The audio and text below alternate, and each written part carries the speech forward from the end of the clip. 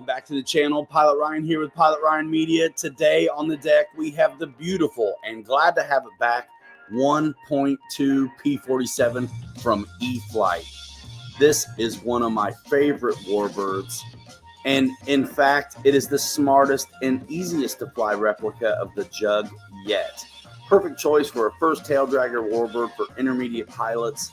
Plus it's better equipped for high energy performance for experienced pilots. It just comes dressed to the nines. You can go with the optional ordnance, which is included, but you don't have to fly with the rocket tubes and the bombs and the fuel tank if you don't want to. And let's not forget, one of the best parts about these 1.2 series Warbirds, retracts. Ready? That's what's up. How cool is that? The build is super easy. Just simply follow the manual. You will bolt on the horizontal around the spar with 2 screws, and then 4 screws for the wing itself. I love the silver paint scheme. So if you want to customize it, you've got a basically like an aircraft aluminum base already. Fantastic. You do have to put the 50 cals on yourself, so have some glue or some kind of tape for installing the 50 cals. The prop is a snap, no problem. You've got the hub assembly, and then this is how the ordnance goes on. Let's rip it. Taxiing out the 1.2 E-flite P-47 Razorback Kansas Tornado. Are you ready to get in a twister? Because I am. Taking off.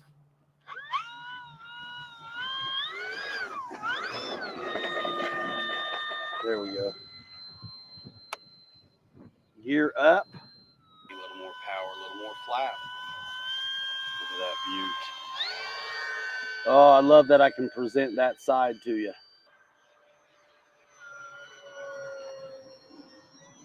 We got to keep it low because the sun is bright for us. And then we're just going to shoot some landing.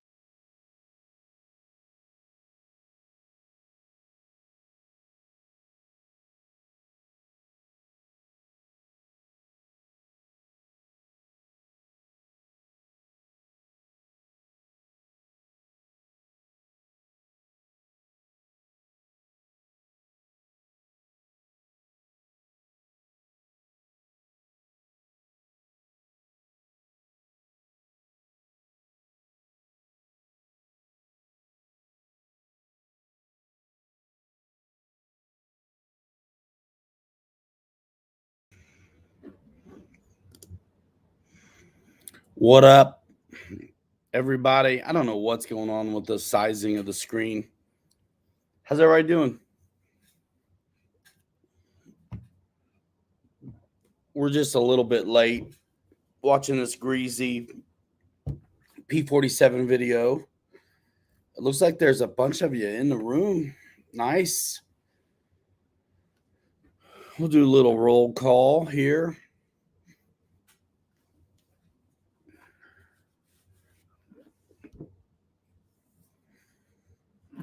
Sunday. Let's see. I mean, I want it, but I just don't want it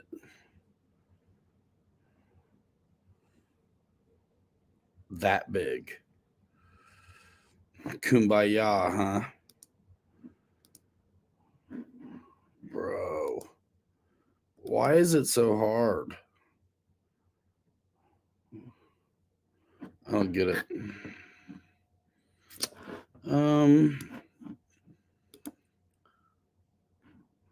Makes no sense to me.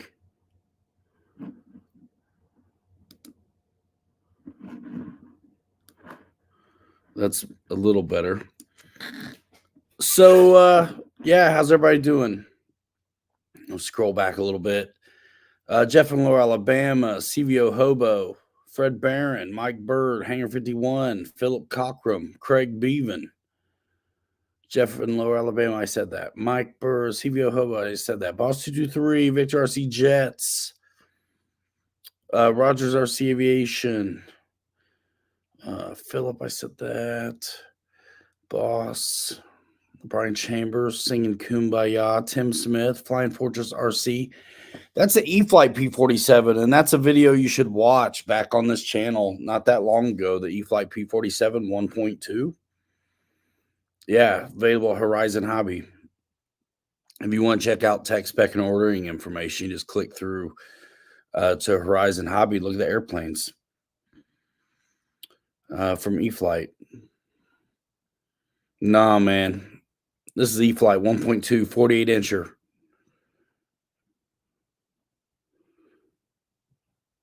It's a good video. Go watch it. Oh, man, you know, just living the dream, Rogers. What's up, Dad? Olson Aviation. John Graham says he just bought one. E-flite P-47 through the links in the description. There's some last minute stuff going on. What's up, Randy? John Graham. Yeah, you'll see everybody.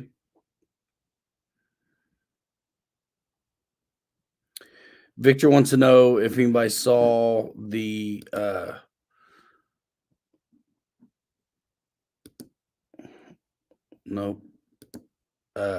the top RC P-47 that he posted. I didn't. Thanks, John. I know it, man. I know it. I saw Kenny last night, bought some stuff, and he didn't say anything, but I knew what exactly was going on in his mind. He had a big shopping cart, and he clicked it right there on the show, and then he was like he forgot to do something. And I think I might know what he thinks he forgot to do.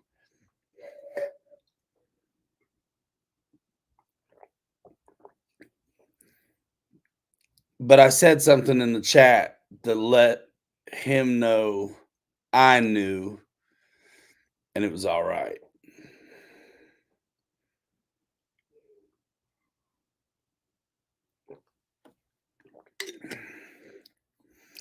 Yeah. No coffee, really. This doesn't count. I'm like, dude, you go to the store, but we didn't get any K-cups. Come on, man.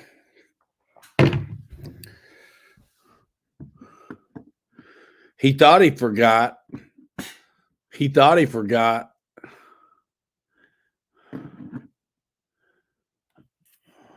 But I don't think so. Yeah, I mean, he can tell you, but he bought a bunch of stuff. He bought a bunch of stuff. And so can you. Hey, so we might poke around and see. I've seen some promotions for like last minute deals and all this kind of stuff on Facebook and websites. So if you want, maybe we'll do some of that later. I'm not. I mean, what do you guys want to see? Yeah. Right said no, I didn't. I don't know why.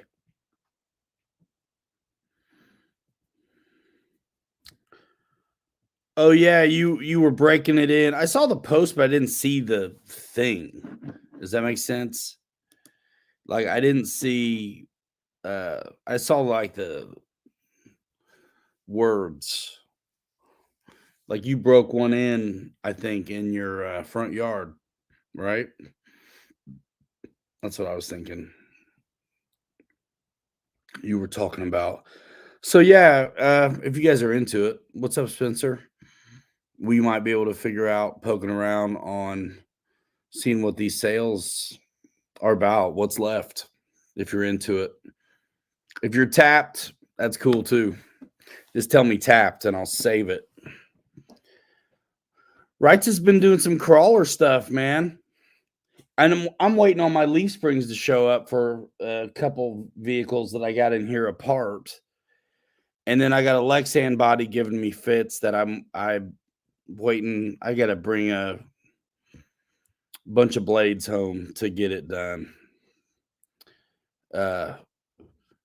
If that's the body I end up going with. So I got a few options. Olson Aviation just built his FMS F-86. Don't know where I can maiden it. Nice looking jet. They still have those left? I think they must, since I got one. You heard me. I got one. I got one. Yeah, you were already clicked in. Well, you got the education the other day because I forget what it is, and I could tell you, but there's a limit of time. And if you click anybody else's, it takes it away. So yeah, it's a tough gig, without a doubt. But hopefully you guys are all buying yourself what you want for Christmas or getting the money to do so. The Huff version is what it said on the box. Yeah, I'm pretty pumped about it. And I thought about assembling it on the show, but I don't know. Maybe I'd do a real video on it. On the man, I have them, but the corners on this body I'm working on are this thick. And those little tiny scissors. I mean, my thumb knuckles don't get in regular scissors, let alone those little things. Man, they're awful. I want shears, which I have somewhere. But what I'm thinking I'm gonna do is score and snap instead. Because I've seen it. I've seen guys do it. Tapped, but have some good vibes built up going to Nutcracker Ballet in Louisiana. You went. You're right though, Brian. In most cases, they're great, but this body I got, I did some trimming and then I was like, forget this. So I don't know if I'm gonna end up putting on that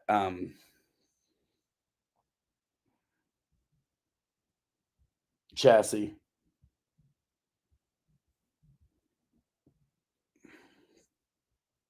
I don't know. I mean, honestly, I thought about getting Traxxas inner fenders and rock rails for it and make it one of those old school blazers I like on leaf springs. Would that be cool? I don't need the high trail. I just want the scale. Does that make sense?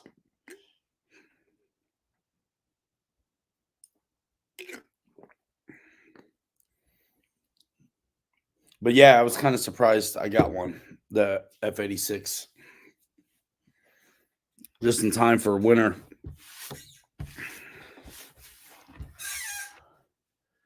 Sanding block, yeah, man.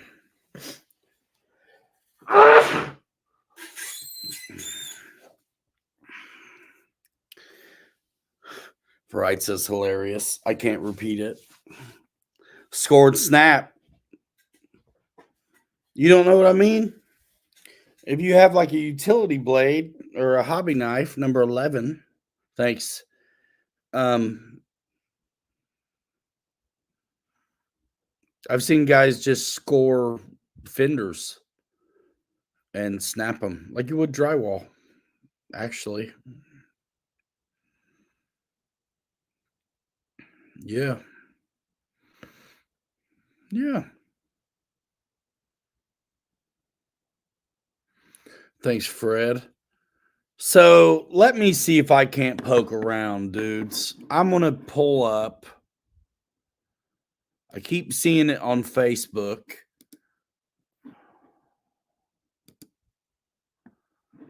And so I'm going to go there.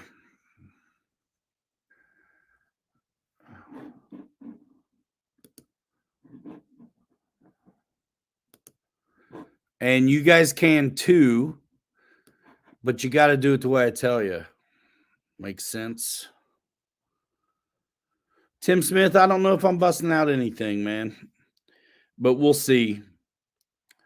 We'll see. I was kind of wanting to, anything that I got to build, I want to almost do a real video for, but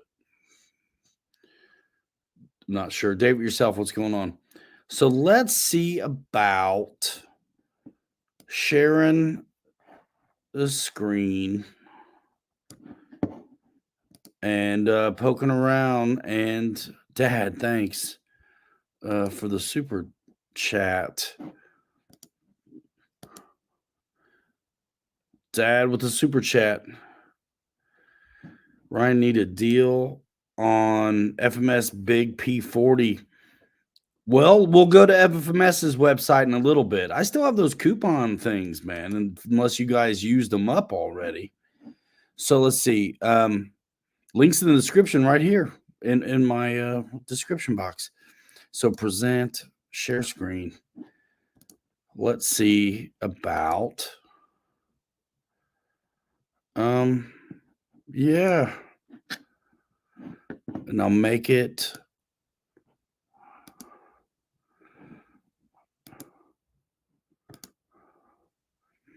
it's gonna be the other way, man.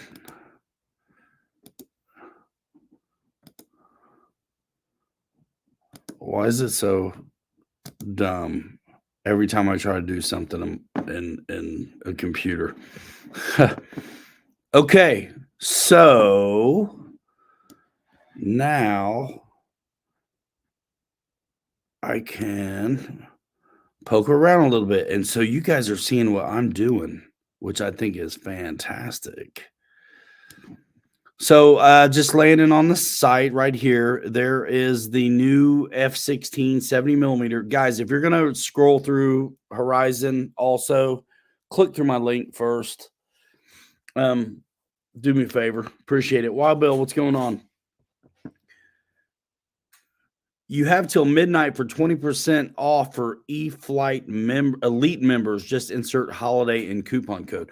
So let's click on this last minute deals deal and see what's going on. This is what I've seen on Facebook a little bit. So we'll poke around and see what's happening. Back order on that. Last minute deals on F-14, the Ultra Micro Timber X. Pretty cool. Ready to fly helicopters. Nice. I got a couple of these red ones in the shop. Real flight. Granite brushed 4-wheel drive, and then the old school voltage. Little 24 scale. So there's some savings on the 24 scale stuff, it looks like. UTB 18, that's a good one. Oh man. So the SCX 6 that's normally $10.99 is $8.49 right now. Big monster killer crawler. I've got awesome videos on that thing, by the way, on the Honcho as well. Killer truck, dudes.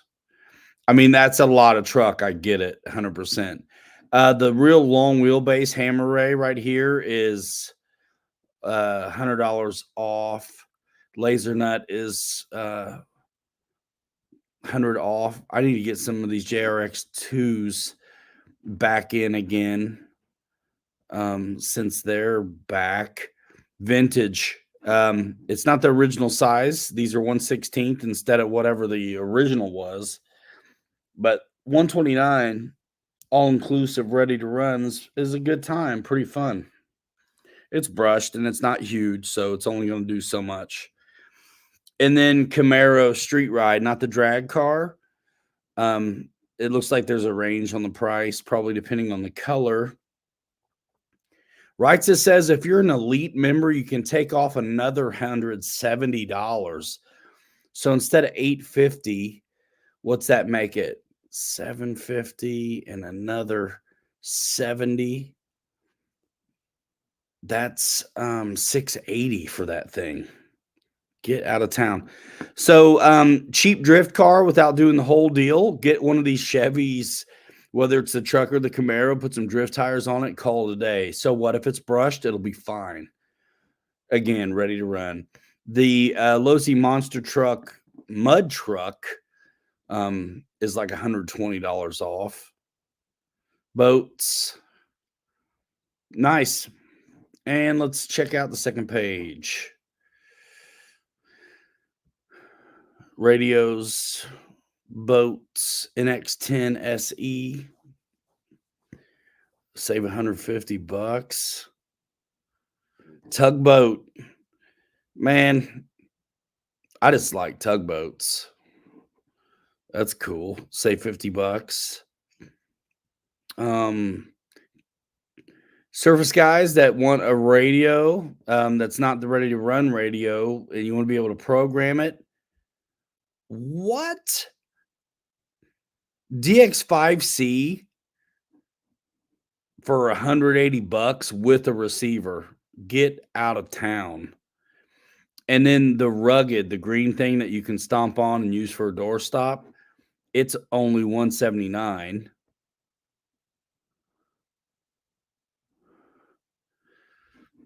This is for doing Pilates or something. These receivers are absolutely fine for all kinds of surface stuff. Chargers. Yeah, guys, check it out. Battery bundles, batteries, surface batteries, hard cases. Oh my gosh. They got the Honcho cheap too. Elite members save an extra $170. I mean, get out of town.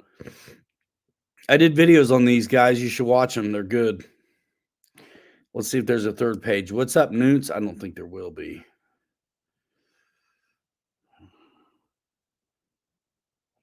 So does that mean that there's a new item on here? Because how's come there was a Honcho on the second page and then on the third page when both colors are on the same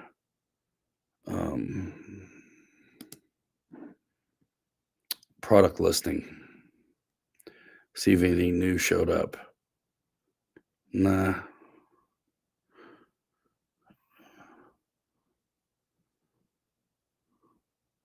That's kind of weird though, right?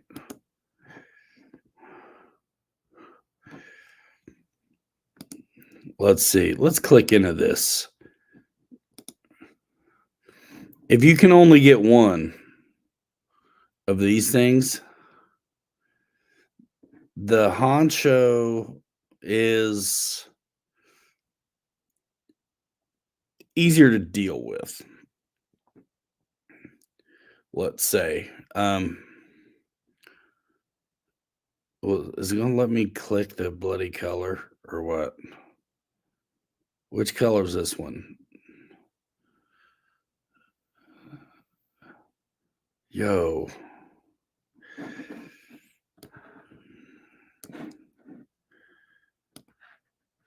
I just want to look at it. I don't want to add it to my cart.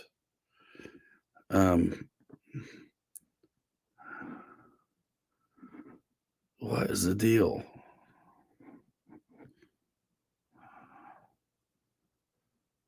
Sand version 829. Okay.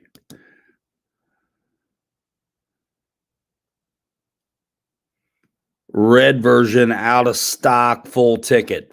So you got to get the brown one to get the deal. There's always a catch. So, yeah. That's cool though. Yeah, man, it's just easier to deal with.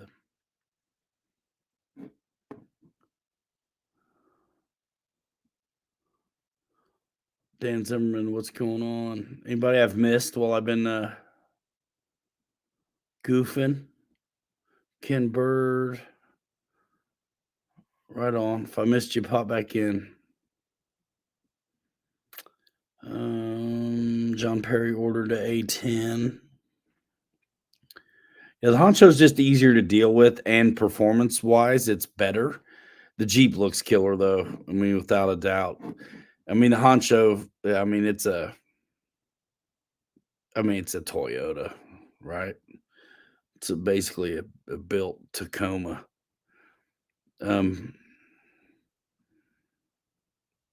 Oh shoot! Let's watch their video real fast. Nope, no noise.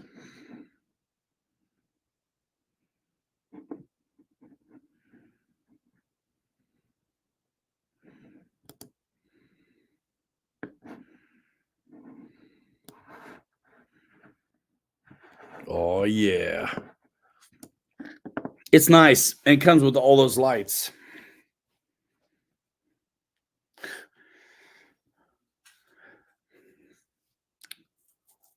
I still have my Jeep because I bought it before the shop.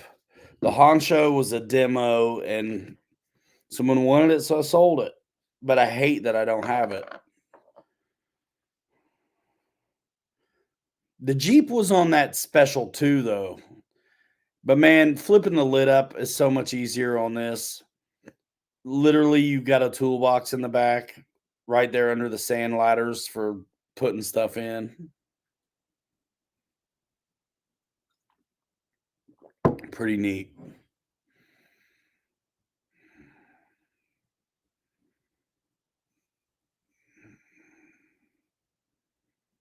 Pretty neat.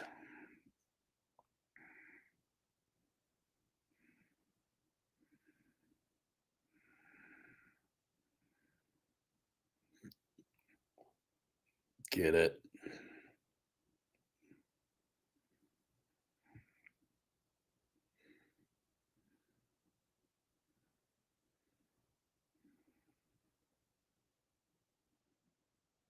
Sand ladders. I mean,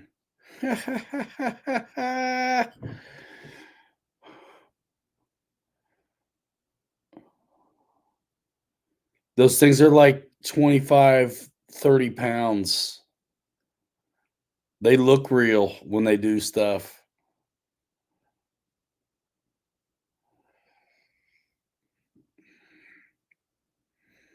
All they got to do is take me with them. I will send it, whatever it is. Yeah, used car prices. Not kidding, though. The one I sold in the shop, I got the same out of. And it was a demo, been ran. Y'all can get a brand new one for that.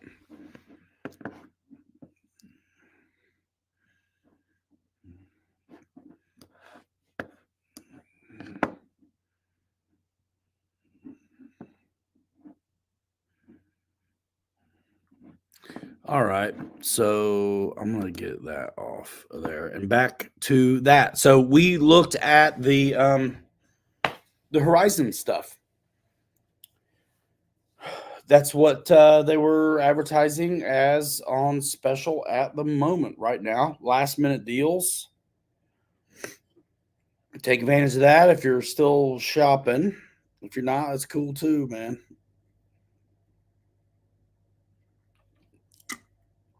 That's cool too.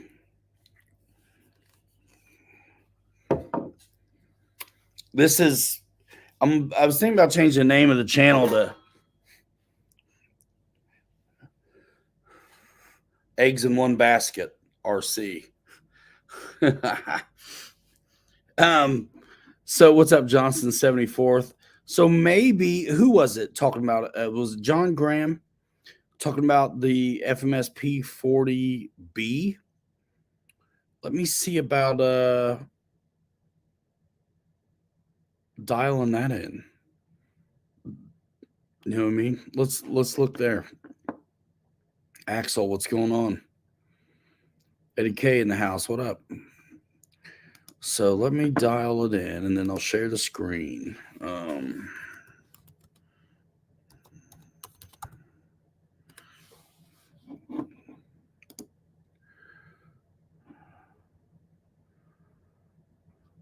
And we talk about what's going on here too. So, yeah. We'll do this again.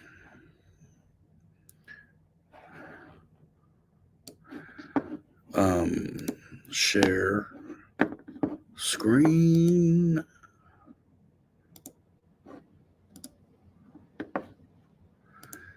And we're going to FMS at this point.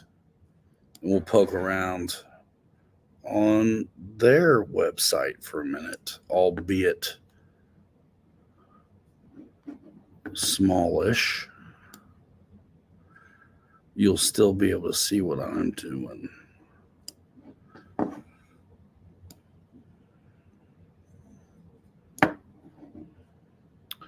So, Boss is doing a strut mod to his Carbon CT28. Nice.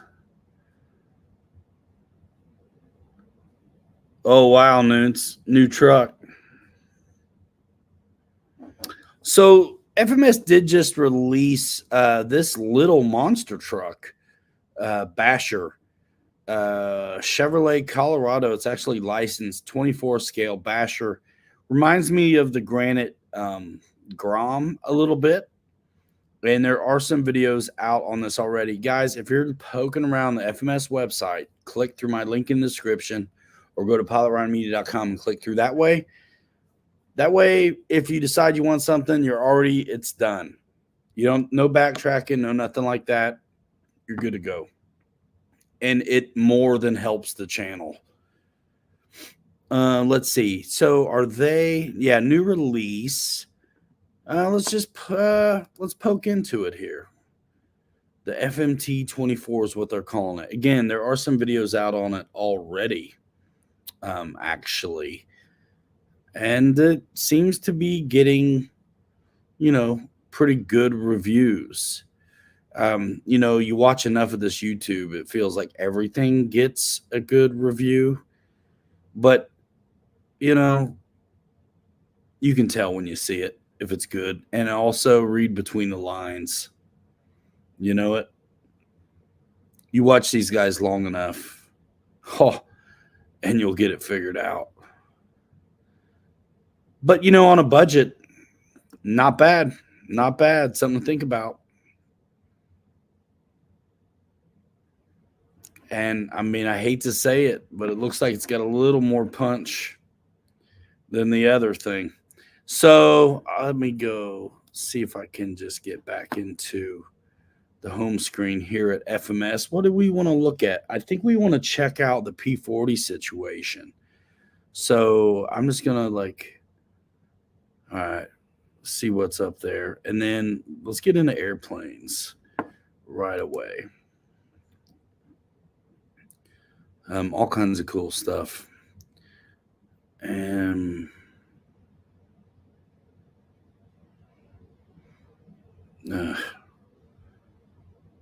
let's go for Warbirds. Merry Christmas RC airplane sale. Oh, Caleb, yeah. You're the one on Facebook. What'd you say you just did? I saw it. I think you just made in something. Wasn't it? What's up, Don? So let's see. We're looking at it's $389. That's not bad, John Graham. Dude, $389. And what? Isn't there a deal going on or what? My codes and everything are available too. Sold out on the P-47. Dude, I've got good videos of a bunch of these. I like this one a lot. And I would like to almost get another one. Mine is custom. And did that stock level just go down? Like, who are they kidding?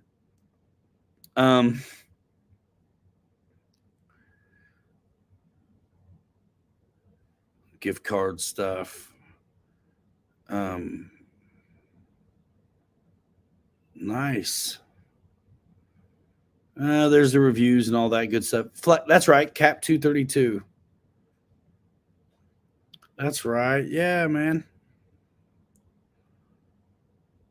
Yeah, this P40B is sick. And I've got some fun videos on it back on the channel. I still have mine. I need mine's been around like since the beginning with these. I've always wanted to do a couple different too small at 1400 millimeter wingspan, 55 inches, bro. 55 inches is too small. Oh man. I mean, the 980 is a joke to me. But the big dog, it's a good one. It flies amazing. 389. I think that's still around, and it's that says plug and play without reflex. So what happens if do you have options? Maybe not on that one. Let's get back into the main deal.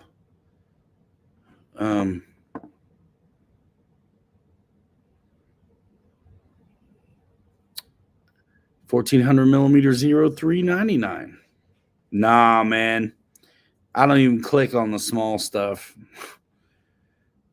Yeah, 55 inches. It's a killer one, dude. Rotating retract, suspension struts, and the flight character is just great.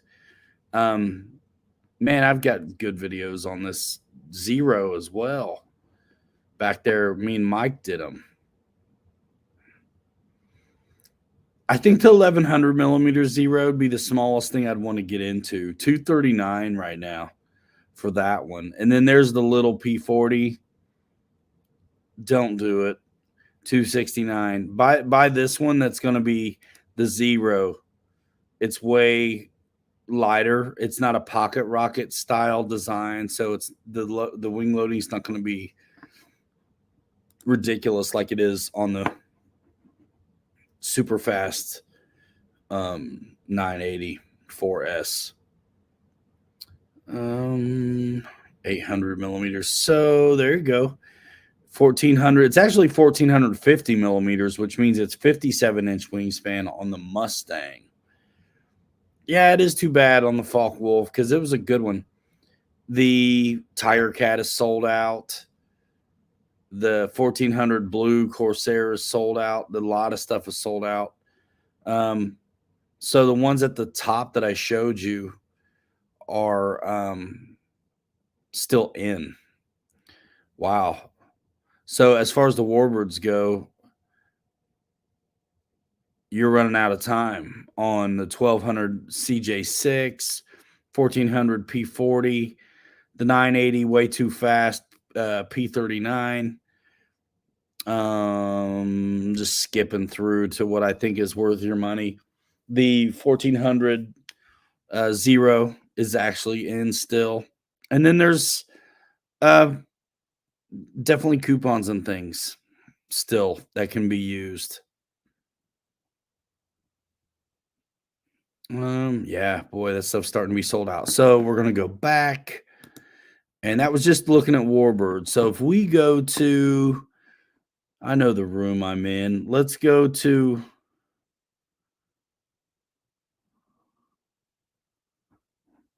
EDF Jets.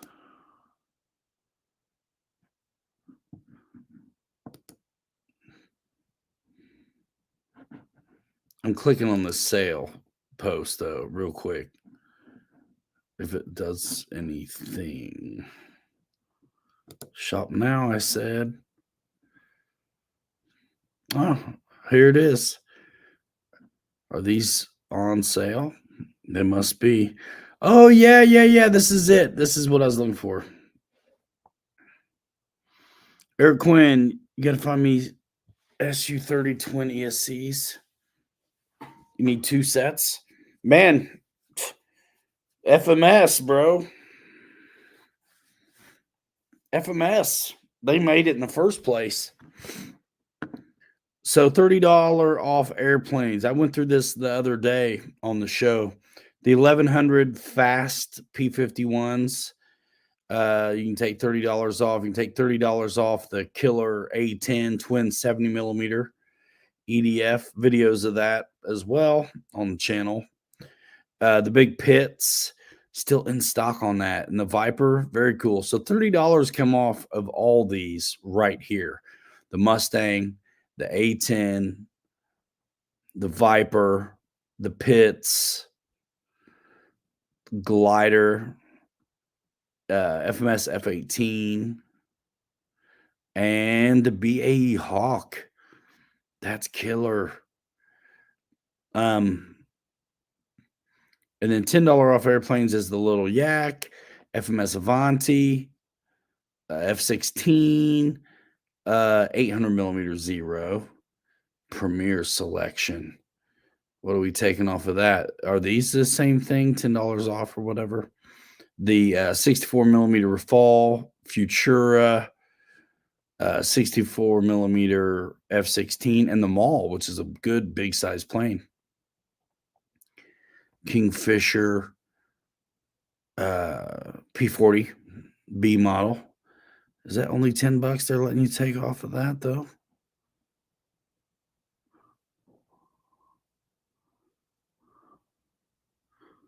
Look again closer. What am I looking at again closer? Kenny. What am I looking at again closer? So, bunch of stuff. Gag. Cool. Yeah, poke around. Click through me and poke around, y'all. There's the SU-30 right there. Man, that looks good. $30 off on those? Cool. Glad to be wrong on all of these in here. I thought I saw where it just said $10 off. Are all those $30 off? Only first two. All right. So it's 30, 20, 10. Something like that. But there's the SU-30. I mean, that's where you source your ESCs. I would try that. Oh my gosh. It was so good looking. Only 3 left. Yikes. Yeah, they're calling it SU-27. It's the same dang plane. Has no ESCs on parts page. Ah, man. What about Fair RC?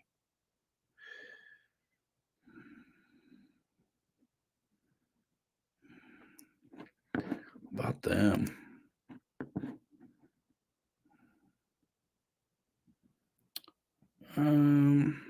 Yeah. Anyway, that's cool.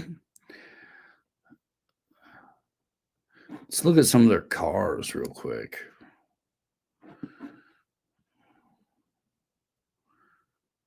So yeah, we wished you a Merry Christmas. F-86 is sold out.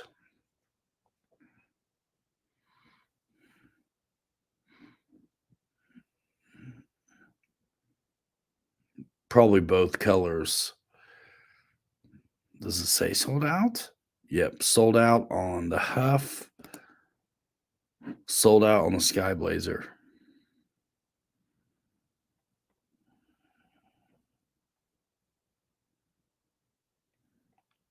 Newt's has a set $50 for a set of SU-30 ESCs.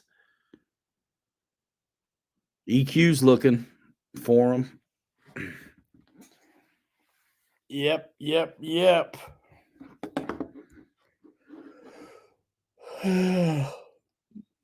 A BK, have it your way. Who saw the end of the Chiefs game? Is that most ridiculous thing you've ever seen? That was the killerest play and lateral back. from Kelsey, touchdown, and then the same guy he lateraled it to had his foot in the neutral zone. Lost the game.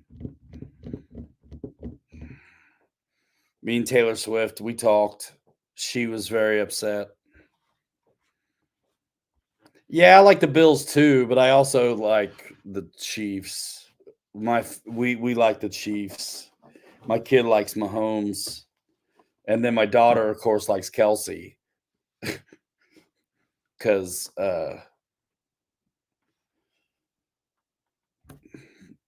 obvious reasons, right? There's his email, Newts. I'm not getting in the middle of this. If you guys work out a deal on ESCs, that's cool. Newts, his EQRC, his email is right there.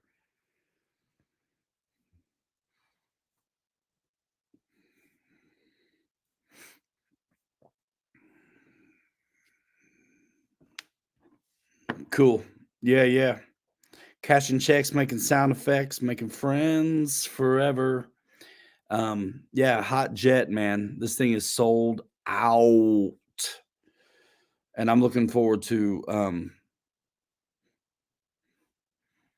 getting mine built, dudes. Oh, it looks so good. I actually wanted the Sky Blazers, but it's okay.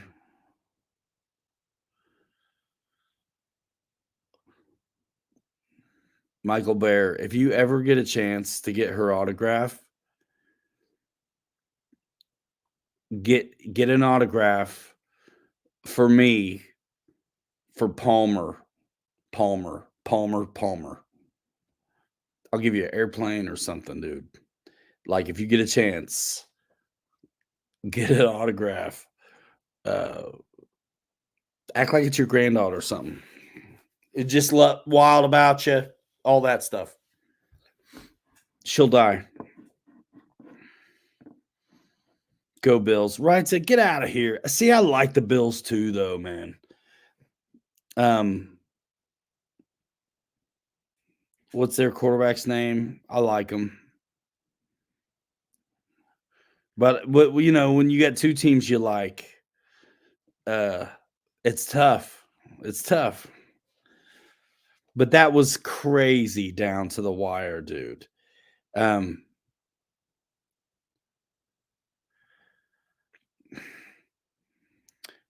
Yeah, I didn't see a lot of that game. We were at a basketball game. Rafe won. Him and his team won.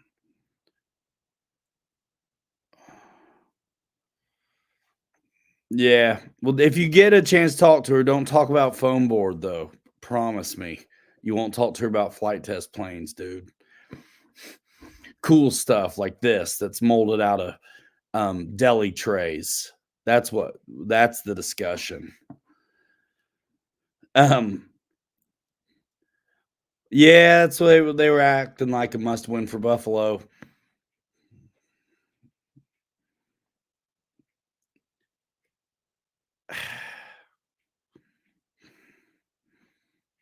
That was rough. That was rough. I mean, so benign, dude. The neutral zone deal. But they let the play run. Like, where's the whistle? They threw the flag. They didn't blow the whistle, did they?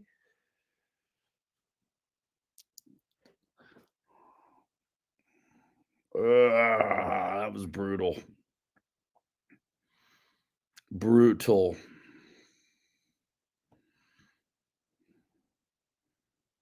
Doubt it.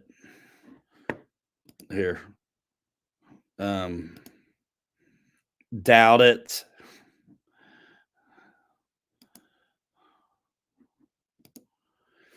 Okay. So we are going to officially not quite get off of the FMS page, but maybe look at the vehicles real quick.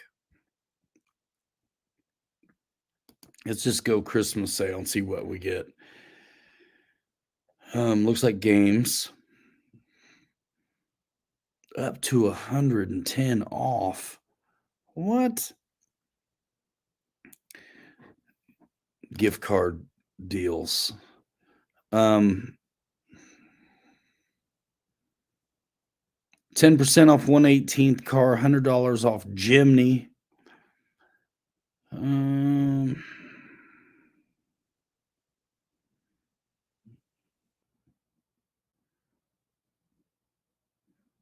Nah, I don't want parts. I just want the trucks.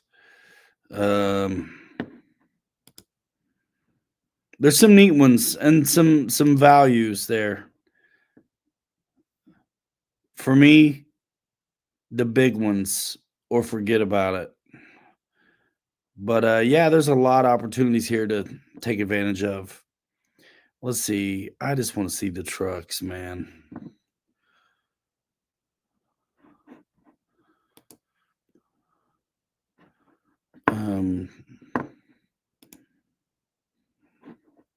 Yeah, we talked about that earlier.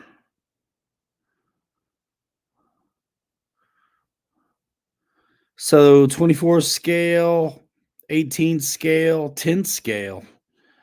Lots of cool stuff. I am wanting to look at, bro, the Atlas right now.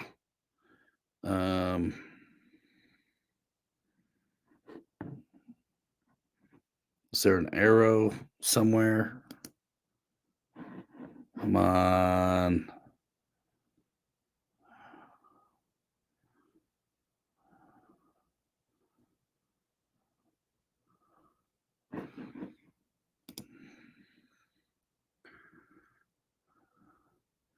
Oh yeah, those little FPV deals.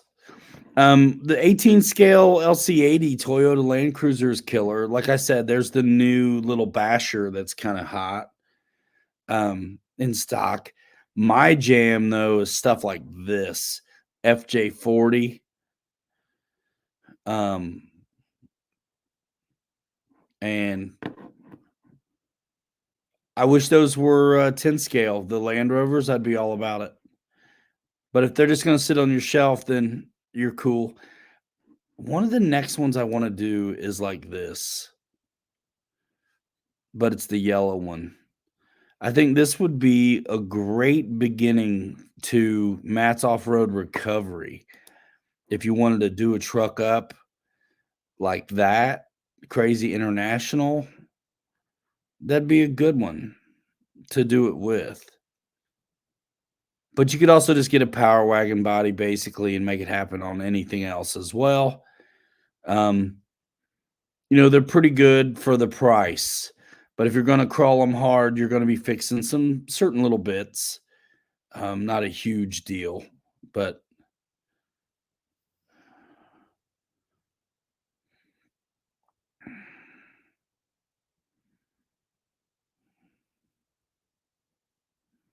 yeah, that's the Atlas. It's like 249 or something, which is crazy.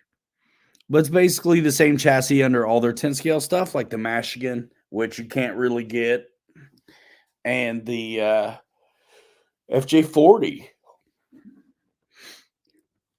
Whew, which you can get. And I'd be working on if my leaf springs would ever show up.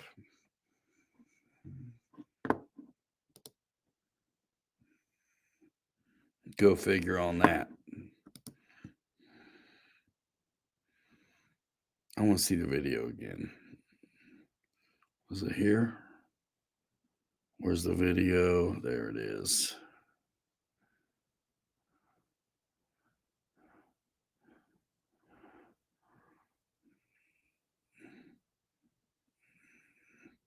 He's kind of getting it. It does circles real nice.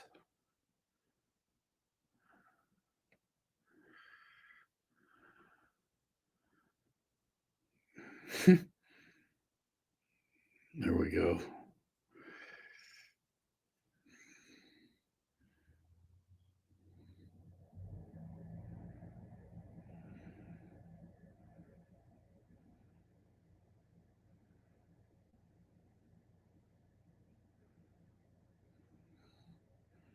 Not bad. Not bad at all. Specs, ordering information, right here on the site. You can click through. There's a few videos of it from some YouTubers. Tom Lee, RC Review. I watch both of those guys. I'm not sure. I haven't seen the many RC people's videos, but I have seen the other ones. Oh, yeah. So that's a few things going on in the world of deals.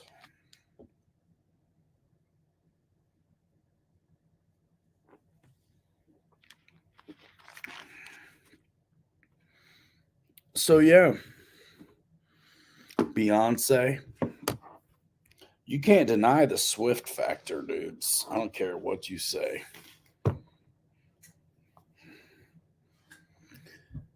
Fred Barron got the yellow FJ40 for $300 on sale. Not funny, right? So there you go, Fred. All right, Dad. See ya.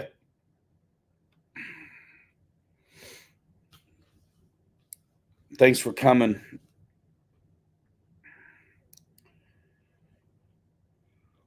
I don't know when I'm going to have a minute, but I can't wait to go get that truck.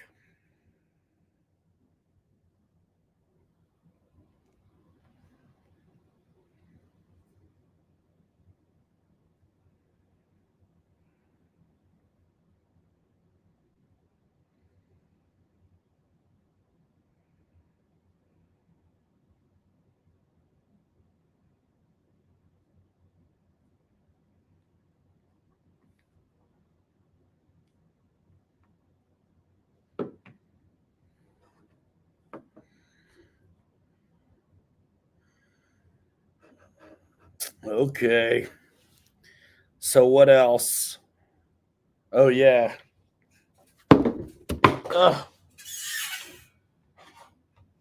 What I was going to do was see if any of you Baxters were actually clicking the stinking through it all, because I can tell. Yep, I certainly can. I'm telling. Why is the computer being stupid? Is it looking stupid on your end, guys?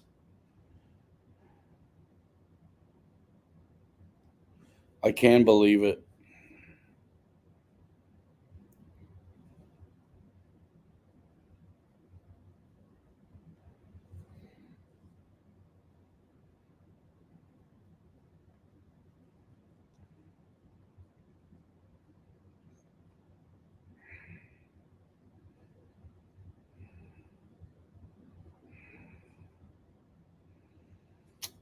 Zilcho.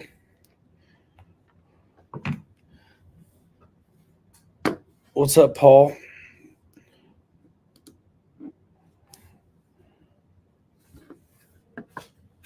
So let's see.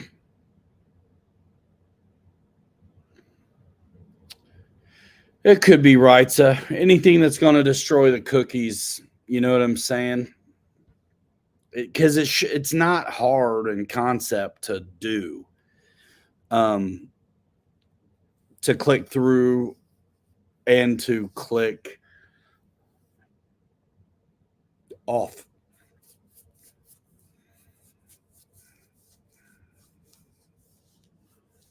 So it could be that. You never know. So we're going to take a short break and then I'll be back. So I'm going to put up a video, one of those old school videos, I'm thinking. Does that sound good? What should we watch? Old school. I'm going to throw up one of those old school videos again. You're welcome, Paul. Let's see.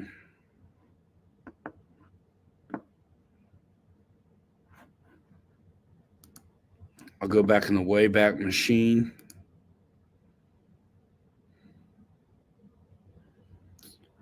and figure it out.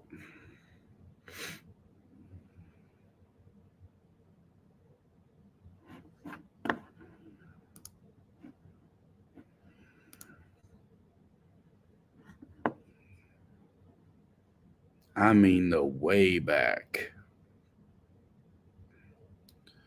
Let's go to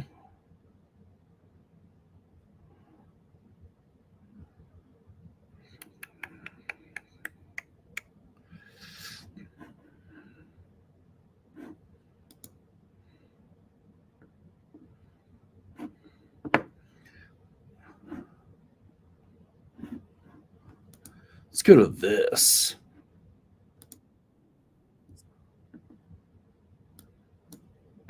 All right, that's what we'll do. That's what we'll do. This one's not too far back, but this is a good one. I put this video out because everybody was talking all kinds of mess online about not being for beginner. And so I thought, okay, watch this. So here is my neighbor who'd never flown before, ever, flying RC. All right, here we are. We're back with the Habu Beginner RC. Not just a jet trainer, but like an RC aircraft trainer. Joe has never flown before. The proof is in the pudding. We're all about to eat right now. Let's do this thing. We're setting it up, the ready to fly package, by the book, just so like I did before, out. With the provided I'll be right back. 3S pack, all the way forward in there, like swimwear. We're gonna turn on the radio. Comes with the DXS. We're gonna go through the switches. We're gonna train him up for his first flight. It's crosswindy. This is going to be a beginner mode kind of situation. So when you're setting this plane up, this right here lets you know that everything's initialized the way it's supposed to, the safe technology that's on board. If when you power up the plane, you don't get that with the rudder, then unplug it and try again. And what will happen is if this is moving around, it won't initialize the way it's supposed to get a bearing on itself, so to say. So we know we're good to go. So we can button it up. Like I say, the battery's where it's supposed to be. That's the stock supplied 4003S if you get the ready to fly package. Now, here's the radio. The rate switch is here. So there's more deflection there. That's high rate. That's low rate. Low rate's the way to be for you. All right. Panic button is the round one here. So if I'm freaking out, let's say, watch what happens to the ailerons when I hit the panic button.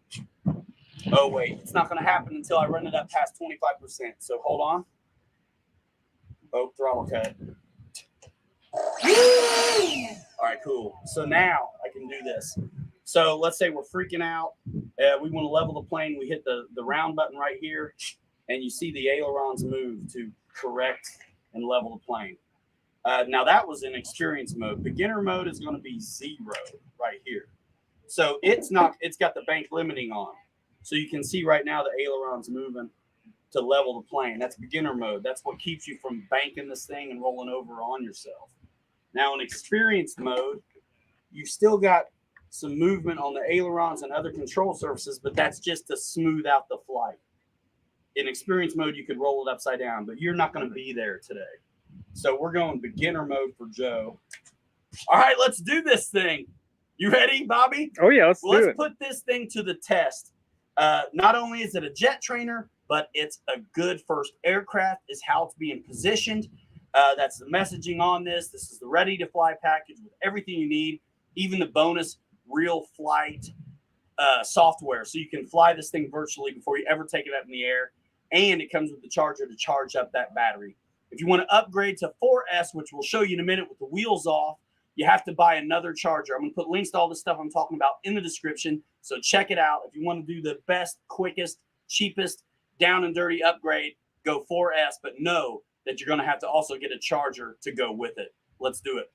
All right, guys. we're teaching him. I'm going to go up and down like one time just so he knows what he's looking at. Makes sense. And if you don't have somebody next to you to help you learn, watch these videos. That's what they're there for. So we're setting Joe up. He's going to go beginner mode, but we're going to figure out what to expect today. We've got a pretty decent crosswind, so I'm on the right side of the runway to weather vane a little bit, and I'm not going to do anything but throttle, and this son of a gun will take off on its own. Are you ready? Oh, yeah. All right. Seriously, like I'm going to I'll be here if I need to be, but all right, here we go. We're back into low rate, and we're cranking it. Nothing. I'm not touching a thing yet. So I am going to back off the throttle just a little bit. So I'm at like 2/3 throttle, Joe. Now the thing about beginner mode, I mean, this flight's amazing, right?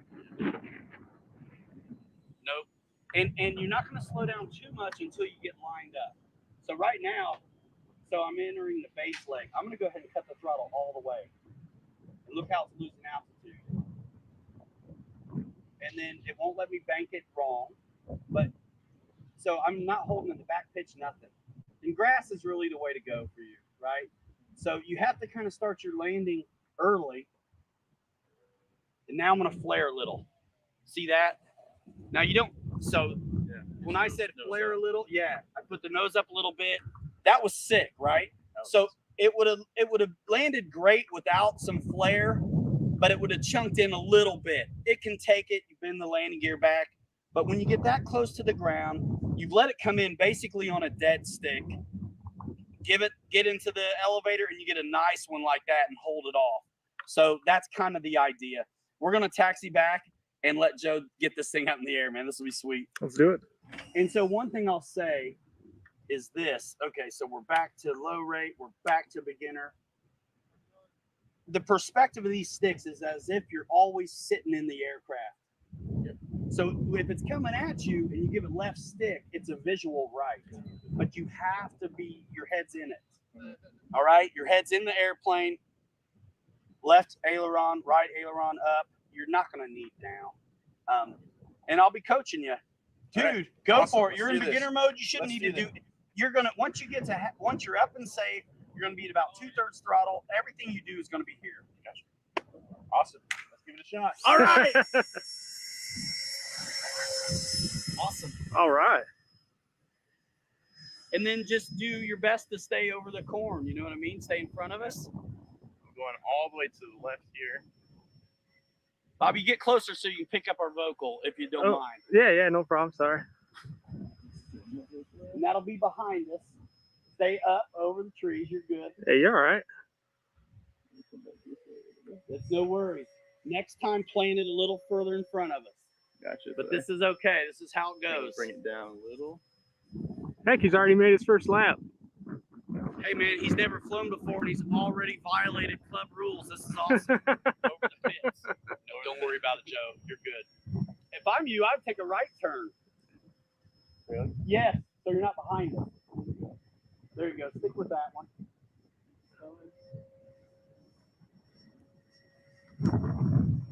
That's all right, dude. Yeah, you're doing First good. flight, Joe. Yeah, man, you're doing fine. I love it. Yeah, Now, heck, you're doing just fine. Don't freak out.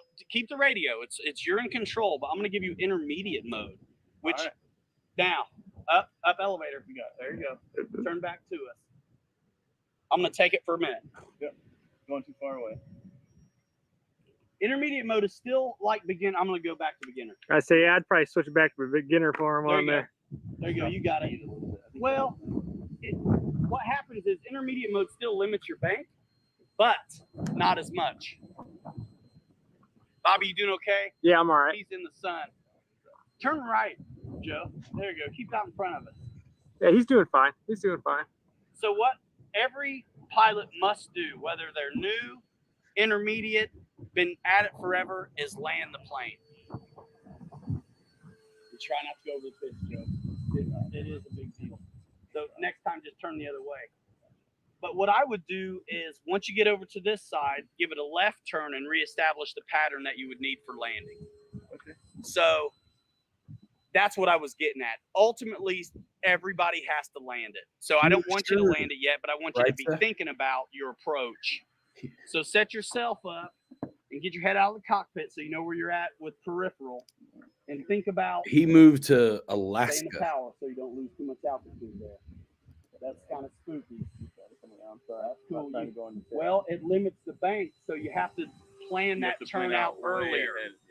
And because of the way the wind is, it's pushing you back over yourself. So stay a little further out before you enter your base leg. I still am. I'm kind of shocked. I mean, for never flying before, you're doing pretty good. Awesome. So you see what I mean? You're in the same. I love this video. So next time, just start it farther out that turn, and eventually we got to land it too. Actually, I would. All right, go south. I'm gonna coach you. We have to land now, so just listen to me. All right, listen. Stay in the power. Stay in the power. For now. Stay right. Stay right. Yep. Now turn it hard around. Cut the power all the way. Power's off. That's all right. Stay with it. Stay with it. A little bit of power. A little bit of power. That's okay. Is that right? It was dead. Battery was dead. Yeah, yeah.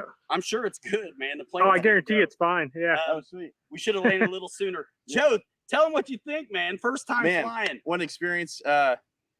Handled great. I thought. Obviously, I need to learn a little bit better about when to take my turns, but otherwise, flow smoothly. You know, it's hard to overturn it. Yeah, you really can't. So it's a trade-off, right? So what he's talking about is like he's all the way in the sticks to get it to come around.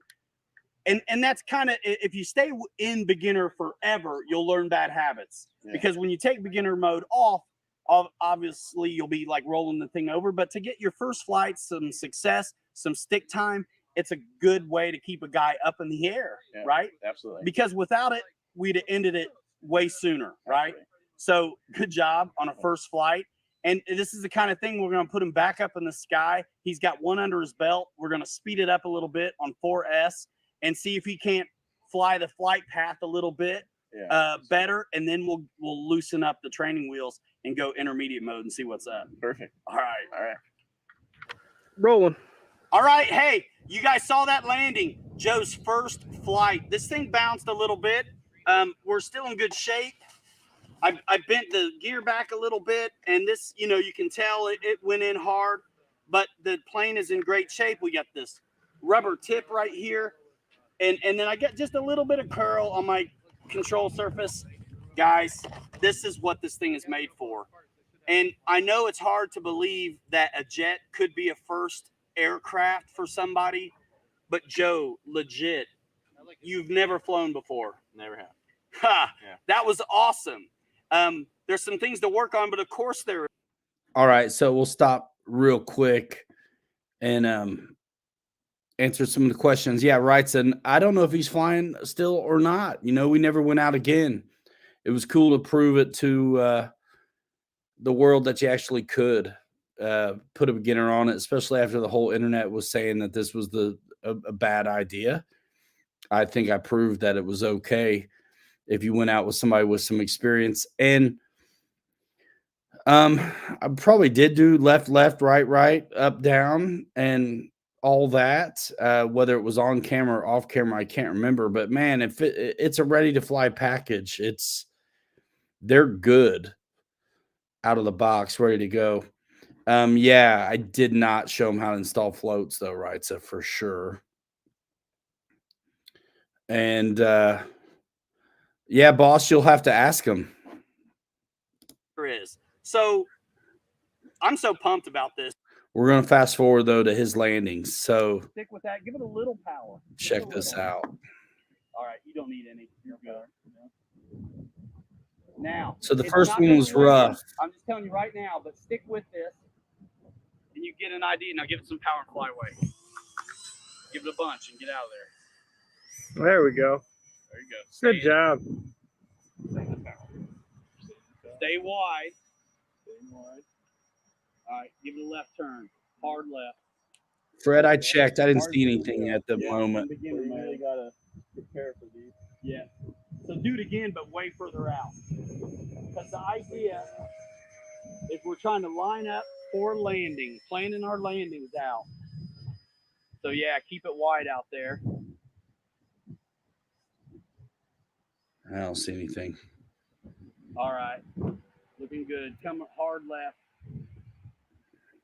Cut the power all the way. Now just fly this glide down over the grass. And when I say give it a little flare, just gently pull up on that back stick. Give it a little, there you go. Just stick with it, you're fine. Flare it, flare it. Look at that. That's okay. There it is. Yes. All right. All right. Heck yeah. Yeah. All right. Hey, get the peanut gallery clapping. Hey, Joe. There it is. Awesome. And that's, That's hey, awesome. a little instruction, guys. If you can't Personally. find it in person, you can find it online. Watch the videos from us, from Horizon Hobby. Joe on 4S, kicking it, second flight ever in his life. Utah, you tell him. Man, arch racing. Yeah, watch the video if you want to know what he said. The rest of the way. Good video, fun time. That was awesome. Accelerate. So I think the question for all of us would be, what have you been flying currently, if anything? And we can go from there. And check the chat because there will be a ton of good recommendations in the chat for sure. Right, yeah, I can, and I've done that before. Also, starting from zero. Wow. Well, I would say earn your wings first. I mean, yeah, you can start on a jet, and I proved it, but that was also with pretty good instruction, and somebody who would have been willing to grab the remote and save the day if I had to. Starting from zero. Man, Real Flight Simulator, check that out. And if you want to see what the Real Flight Simulator is all about, Fred Barron RC, who just commented underneath you, does a live stream on Mondays where people literally fly together on the flight sim radio control. So check out the Fred Barron tomorrow night for his live stream on Real Flight. And you can see what that's all about. Yeah, AeroScout's a great starting point. Absolutely. Great starting point. Nice, Fred. Cool. I'll keep an eye out.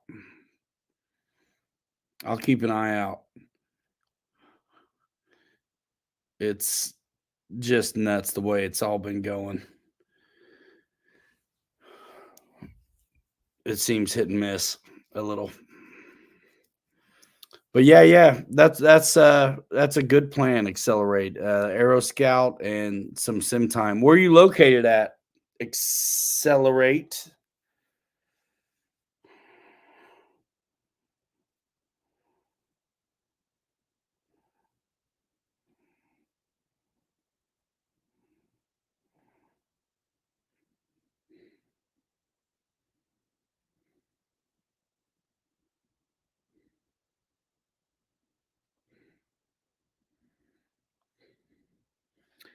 What got me into RC planes was full scale ones like Warbirds.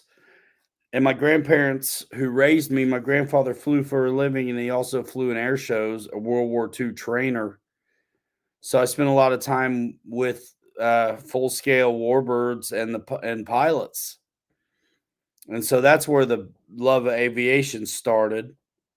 And then once I realized that you could get into RC airplanes without having to build one from a box of sticks, in about 2009, I jumped in head first, and I've been at it ever since. And soon after I got started in flying them, I started writing magazine articles, and I went online, YouTube, and ran social media for a couple places.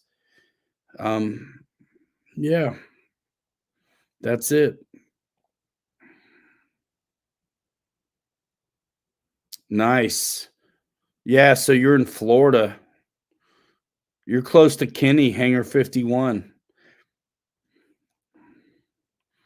He gives free flight lessons, but you got to bring ramen noodles and hot dog water, and he'll get you going if you're in Florida.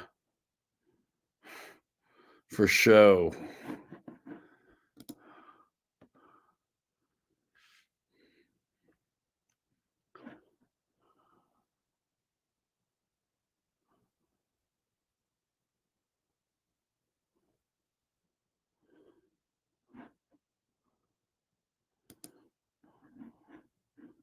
And this is what got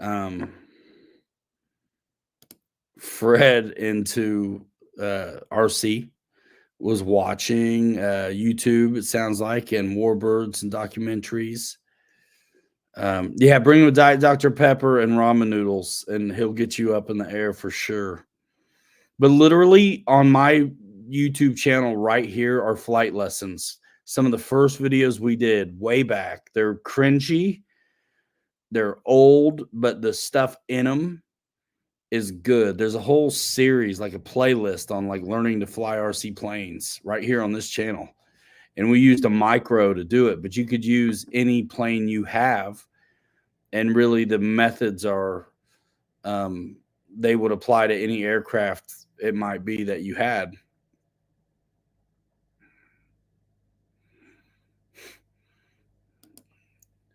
Writes us says, Kenny started at 0 a long time ago, and look at him now. He'll be at 2 before you know it.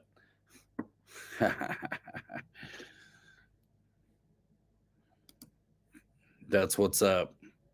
Those AeroScouts, yeah, get them while you can. They go in and out of stock all the time because it's such a popular airplane to learn on. It's the one thing I didn't do any videos on. I just haven't got one from them yet. But yeah, it's AeroScout's a great one. Tricycle gear, high wing, pusher prop.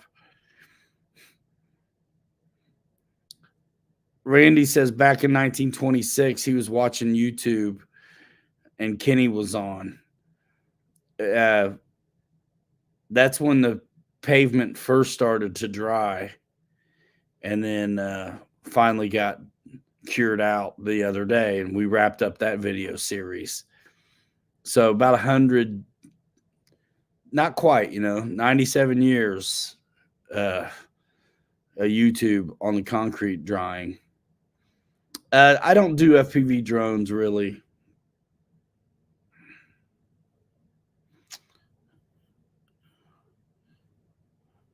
I've done a little for video work, and we've used them in some of our videos, but generally, for me, it's just a tool. I like the line of sight airplanes the best.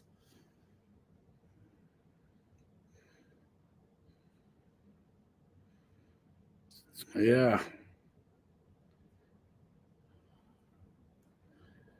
So that's that. Craig says he remembers my grandpa's T6.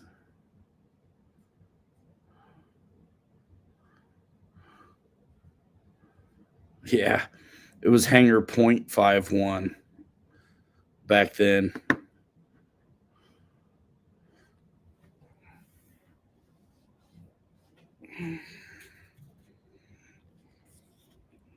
Kenny does a show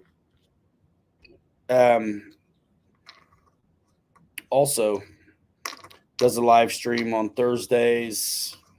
Jeff in Lower Alabama does Thursday. Kenny does about every night.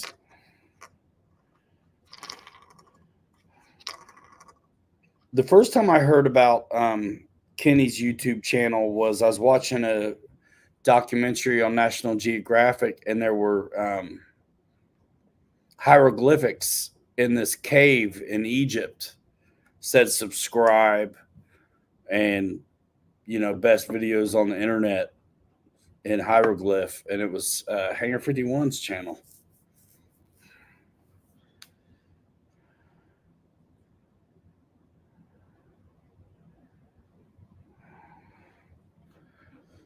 Oh, guys, check this one out.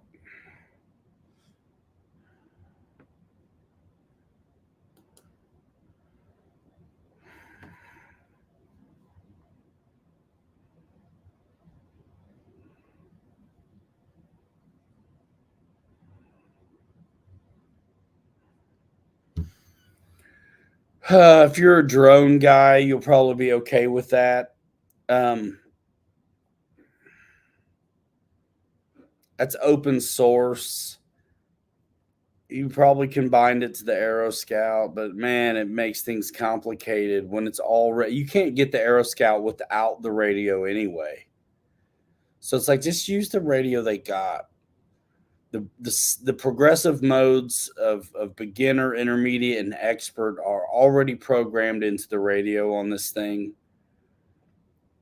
It's just so good. It's like, why mess with it is the way I feel. And if you ever have any problems and you call the company over warranty stuff and you tell them you're using a different radio than theirs, they aren't going to help you. It's just that. It's just plain and simple. Like once you get along and more into it and you're advanced and you know how to set up your own radios and all of that stuff, I mean, use whatever you want. But you won't have the warranty stuff won't work for you. But yeah, on a beginner plane that comes with the radio, pre-programmed, bound up, and all of that stuff. I mean, I have flown a lot of stuff is what my opinions are based on. I've been flying foamies for years now and in the business of marketing them. I've gotten to fly an awful lot of them. So if I got to say so myself, my opinions are fairly based.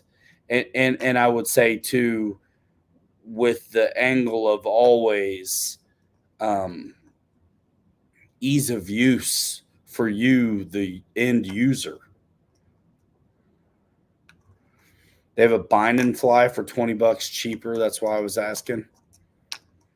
For that extra $20, you get a radio that's already going to work with it, and depending on which version you found, a battery and a charger also. But I mean, you know you better than I know you, so obviously do what you want. But I'd say the same thing to most people. Use what it came with. The Traxxas TRX4 crawler, the nice ones, they come with their own radio that's already pre-programmed to like front and rear locking and unlocking diffs and a second speed. And there's even a cruise control.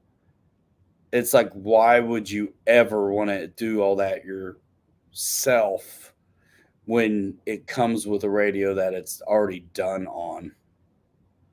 Yeah, dude, ready to fly. Serious. Yep. That's the best. You can always nerd out later on open source. But if you don't already know open source, save yourself the trouble. Right. The battery and charger easily are worth the extra. The ready-to-fly AeroScouts used to come with everything you need. Now they're selling them without the battery and charger. So they dropped the price down from $229 down to $199. And it's you got to grab the battery and charger now. So if you get their bundle, you're looking at $250. But the radio is still going to be dialed in.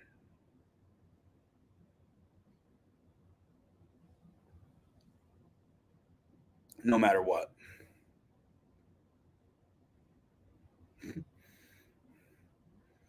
And that just started not that long ago. It's weird. I don't know why.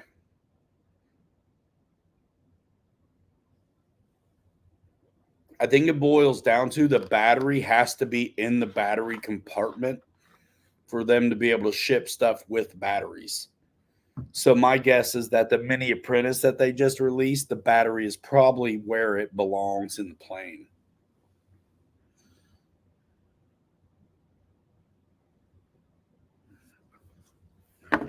The truck? You ain't lying, man.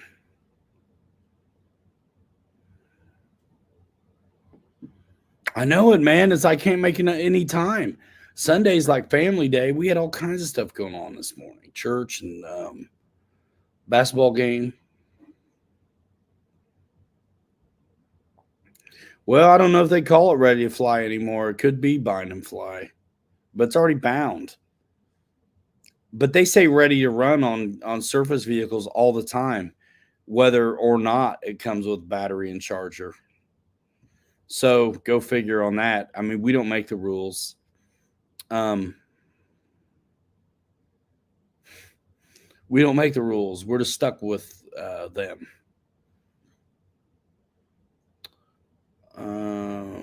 Charger battery should I get? I had a guy saying to get.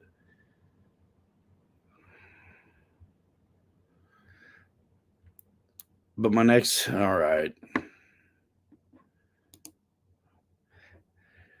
I'm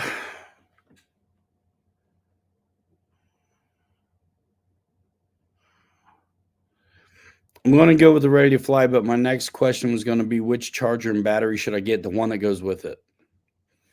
I had a guy saying to get this charger and use a XT60 adapter for the battery. Why not just get the stuff that fits?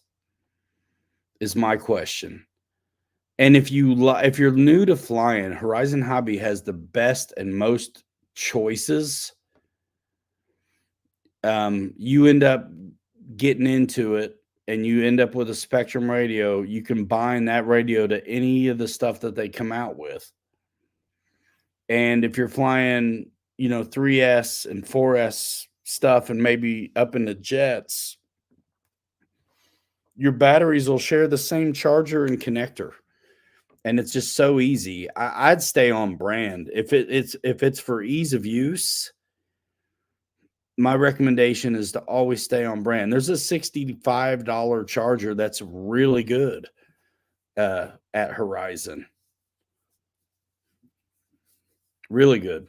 And it'll charge batteries that have a EC3 and EC5 connector, as well as an IC3 and IC5 connector. Even if you don't get the Spectrum batteries, that little charger will do it.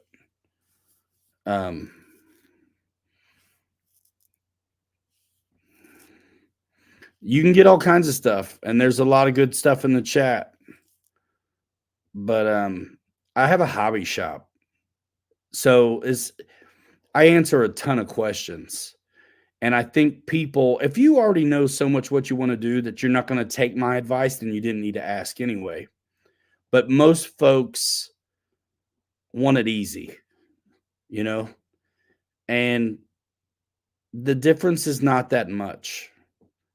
That staying on brand may cost you just a little bit more, but there's no headache involved. When the connectors work, the telemetry works, the chargers work. And if you stay with E-flite and Hobby Zone planes, their beginner stuff, you're already in the game. You won't have to buy chargers again.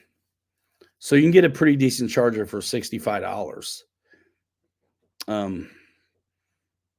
at Horizon. And I recommend if you're going shopping at Horizon, I'm an affiliate and I have a hobby shop. I started off online doing this YouTube stuff, magazine before that. Like, this is what I do for a living.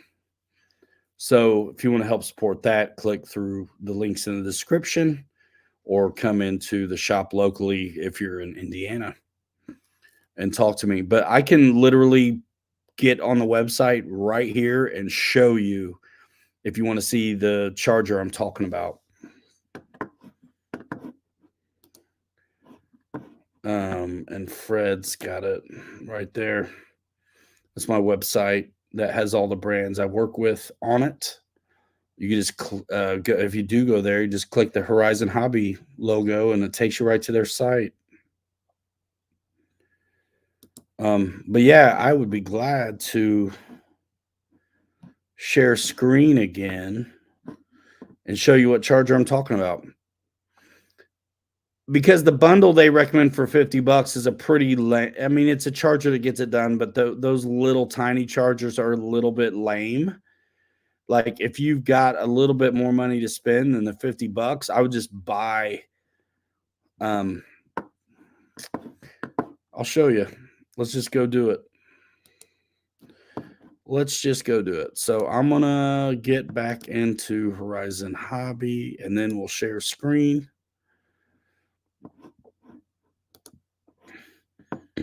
Excuse me.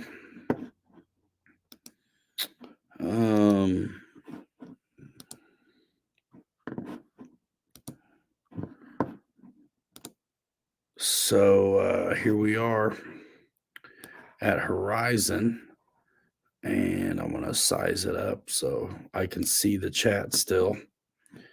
And we're going to go. Are you still here, man? This is for you, dude. Accelerate.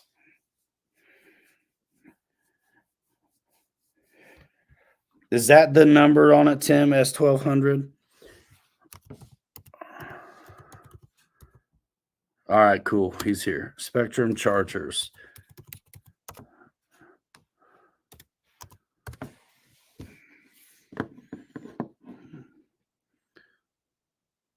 So you, my friend, this is a killer new option. You can see my cursor too.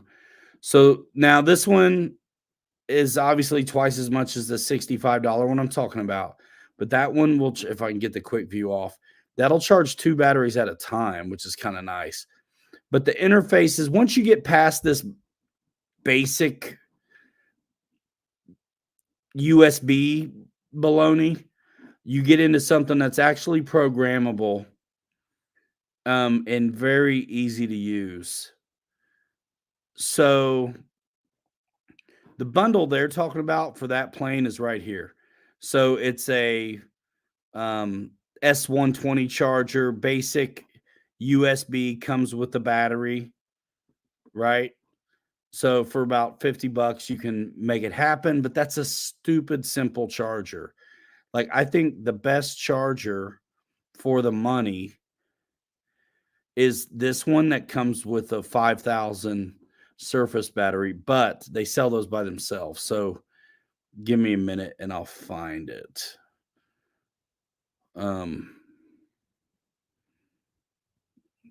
By itself. And that's the S155. The S155 by itself right here, $60. Let me click into it. This is great because if you ever end up doing Surface stuff, there's a trap door on here that'll let you do 2 sizes, whether it's IC3 or IC5. And it's a cheap charger at $60, but you still have all the programming functions, and you can check out the health of your battery right there. Of course, there's the ride up stuff. And if you have adapters, you can work it out to really any other kind of little battery as well. Do these do 4S? I cannot recall. Do you guys remember? Up to 4S. So that means it'll do 4S, but it won't do 6. But yeah, it's a great little, yeah, they're showing us right there, the doors. So you can either do the big or little size. So my thinking is you get that charger for $60 and then you grab 2200 3S just by itself, and that's better than the bundle. Yeah, it's a little bit more expensive, but you have a so much better charger. No, that will only charge 1 battery at a time. It's got 2 doors, but it you see how it slides up and down. Only one is exposed at a time. You can't charge 2. I mean, you spend a little money, you spend that $120 instead of $60, and you can charge 2 at a time.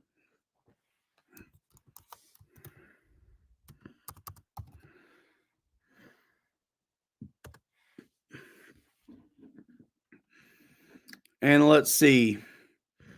So a smart 2200 battery is like $40.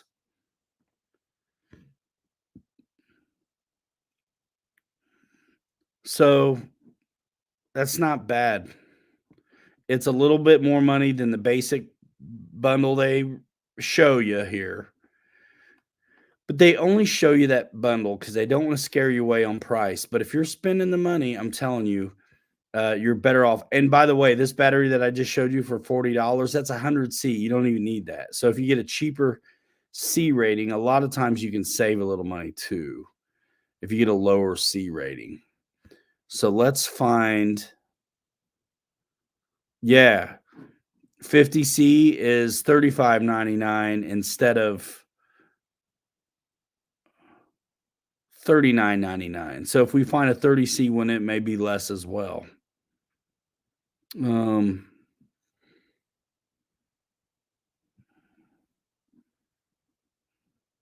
That's about the same.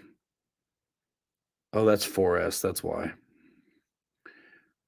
$26.99. So 27 and 60, you're at $87 instead of $50. It's not that much more to have a really good charger. C just means the rate at which the battery can release its power. It's a discharge rate. Most people think C ratings are bull anyway. And it's an AeroScout. Get the $26.99 battery. You know what I mean? And literally, you should take notes. So when you go to Horizon Hobby, you don't have to guess. Like if you're taking notes, what I would say is write down SPMX223S30 for your battery. And then on the charger, we'll go back to that. Was that too fast? Should I stay there for a minute on the battery? Anyway, here's the charger. I can go back to the okay. You took a picture. And then there is the charger right there. SPMXC2050. Sierra Papa Mike X-Ray Charlie 2050. And then the AeroScout will be easy to find. But yeah, like when you go to Horizon through my link, you just put the part number right there. Like this. Except I'm copying and pasting, but and there it is right there. Yeah. So that's what I would do, because then you'll have a charger that's actually worth a damn instead of the little tiny USB deal. This one plugs into a wall. And the programmability, if you decide to really stay with this and like up your game later on, you're already going to be familiar with the way the interface of the screen works on the charger. So it's not going to be foreign to you if you step it up and get like a charger that does 2 at a time or more wattage or anything like that. But from the USB, which is just like the lights are on till they're not, or they change color. The AeroScout, let's look at that real quick. You're in Florida, so you can fly right away. That's going to be... And let's just go to airplanes.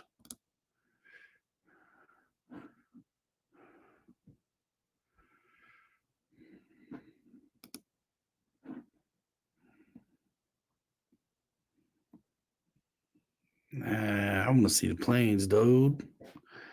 I want to see the planes, man. Man.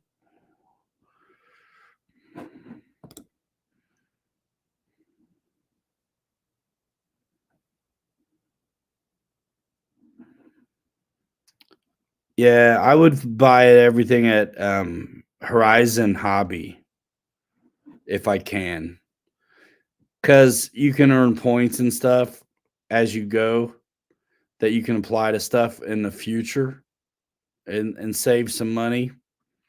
I'm just going to go to Horizon Hobby and put in AeroScout.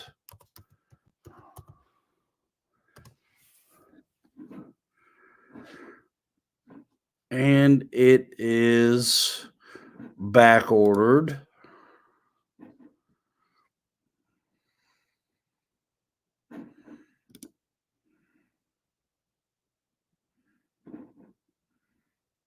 Sometimes there's an ETA.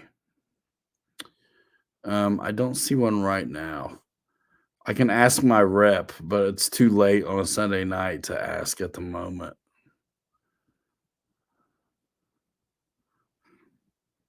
But I mean, you do whatever you want, but if you want to, help this channel out,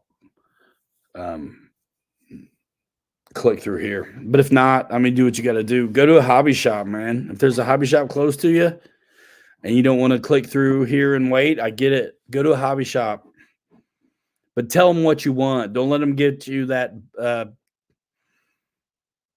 mean, unless you're cool with that baloney bundle, I mean, it gets you going. That's why that is cool for $50. But for like $97, you can have a charger that is worth having. That'll grow with you. So that's my take. And yeah, I don't know when the AeroScout's coming back, but I mean, it's a super popular plane, so it definitely will be coming back, but you might be able to find it. You might be able to find it at a local hobby shop. Yeah, they may have it in stock there. It gets confusing though with that name of that operation has nothing to do with the brand of planes. So a little bit weird. And honestly, I'm trying to make a living. So the affiliate thing is goofy with them still. Thanks, Kenny. So I'm spending my time. I'm trying to make a dime. I'm just not going to lie, dude. This is my job. So yeah, do what you'd like. You can go to Amazon or you can go to Hobby Zone. But if you want to help me, who's helped you, do me two things. Either click through the link and wait. If you don't want to wait, go help out another hobby shop that's close to you because I know how hard it is.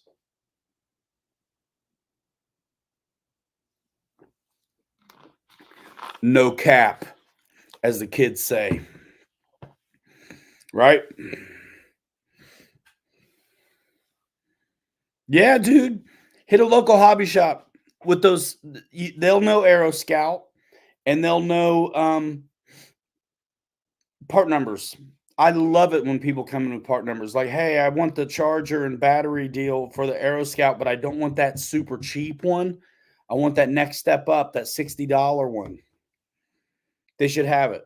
But I mean, work it out. Like, as cheap as that $50 bundle is, you can always get a better charger later. It will get it done. I just think for folks that know they're going to stick with it, you might as well get something decent from the get-go.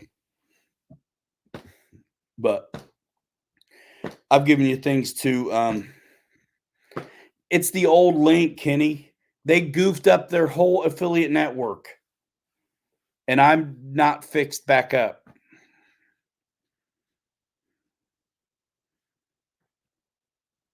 I mean, as soon as I had it fixed, they changed it again. So I haven't done it again. So I don't have mine dialed in. It's okay. It's okay. I mean, the cat needs to get his plane. I'm telling you, it means as much to me to support another hobby shop close to him. You know what I mean? It's cool. It's cool. Don't get it twisted just because I'm grumpy. Nobody made me do this. You know what I mean? But it's good advice, so it's cool. Thanks for coming by. I'm kind of like a pirate, like a sailor, like a little crusty, been out at sea with RC, long enough to be calloused. But the info is good. I'm not always grumpy.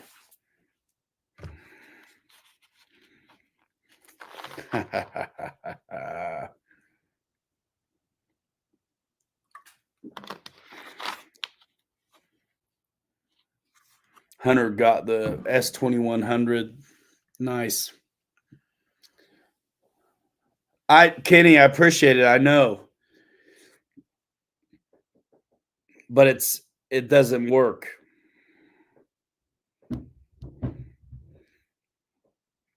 It doesn't work.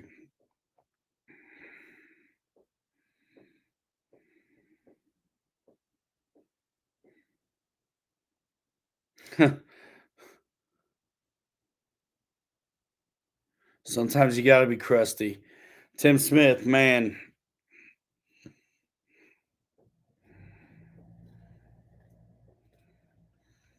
There's been an internal soap opera going on for months. For me. So anyway, what else? It's been an hour and 50 minutes.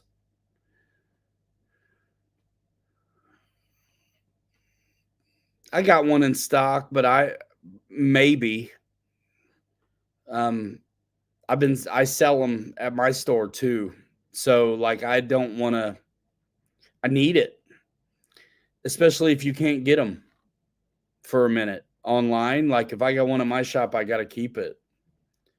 I got to keep it because man, if I'd sell it to him, then I have to hit him on shipping.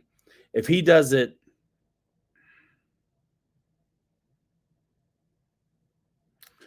accelerate. That's a good question. Some of these guys will be able to impart some wisdom on this as well. So what it's saying is that it's going to take whatever day option you pick for the items that are in stock. The back order is going to ship when it ships. Like when it's available, it'll ship. And then it'll probably stay in line with whatever you picked. Generally that stuff, ships as soon as they can. But yeah, so that's probably talking about, the items that are actually in stock. And then the back order is going to ship when it ships. But hey, you do you, man. I don't want you to have to wait forever. You know what I mean? It's cool. It's cool. Think about me next time or something. You know what I mean? It's all right. Once the items that are in stock ship, that's about how long it'll take to get to you. And they're really good about shipping. I mean, Horizon Hobby is a great company, right? So generally, you should easily receive shipping confirmations and tracking numbers and things like that. Live on the air from Wichita, Kansas, Fred McCauley, longtime listener, first-time caller. How are you doing? Checking in. We're in hour 2. Fred says both are free. FedEx is faster for him. As far as back order, it won't charge your credit card for that part of the purchase until it's shipped, says Reitza. Oh, Fred. All right, cool. I'll check it out. Yeah, though, thanks for coming by. This channel is not about the live streams, as you can tell by the production value, but been doing it since 2012 on this YouTube channel, man. So yeah, thanks for coming over. There's a ton of videos to watch, surface and airplane, mostly airplane and jet, but there's RC truck playlist. That's a good time too. And then the social media stuff. And then the store itself, you can always follow the RC Fun Park Facebook page, which I always say people should do. if they want to keep up with like kind of some of the everyday happenings and promotions and stuff happening at the shop.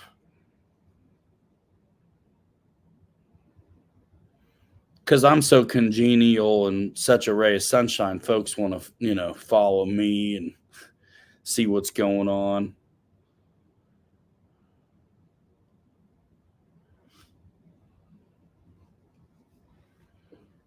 I don't see nothing yet. Forever. That's cool.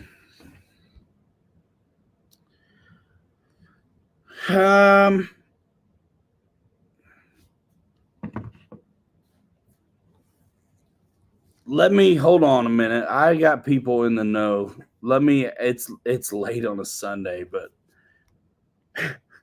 I'll ask anyway.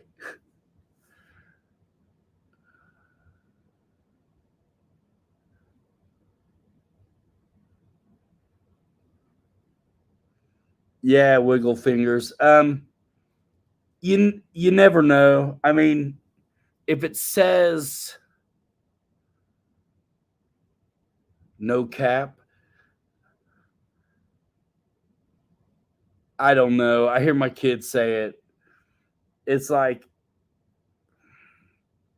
honestly, and like no caps, like honestly is basically kind of what that means. Yeah, let me ask. I'll ask one of my reps.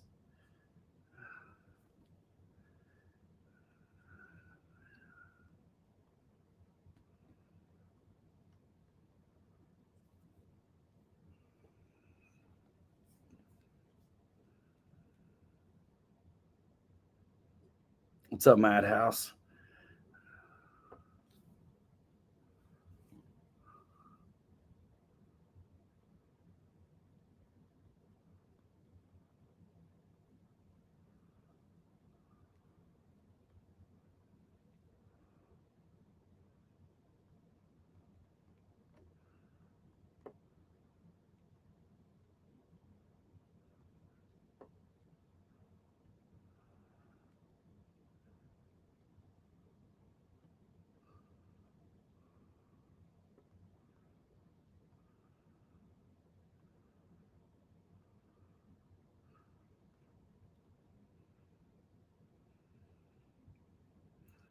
Dang, autocorrect.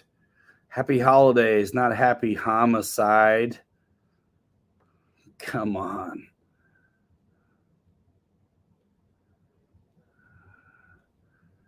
All right, I asked.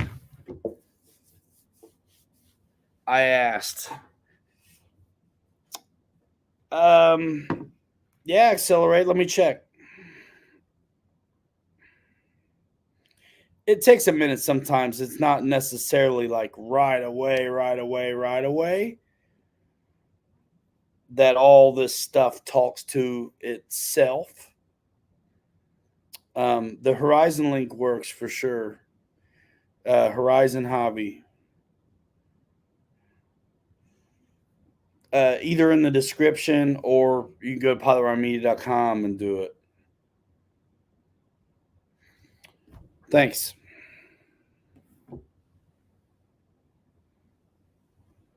I just asked not my rep, but higher up than that. But it's Sunday night, 11 o'clock. So check in next week and we'll figure it out.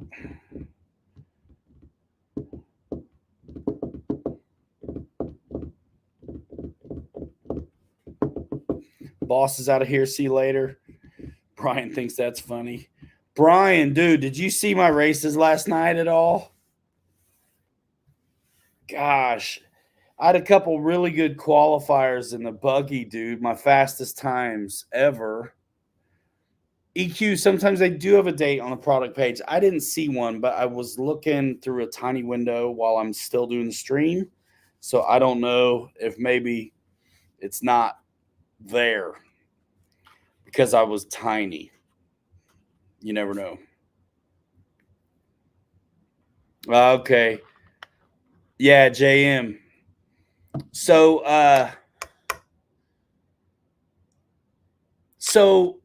all right, we're going to talk racing a little bit, RC racing. Dude, I should be able to. Could I share that too? They won't discontinue that AeroScout.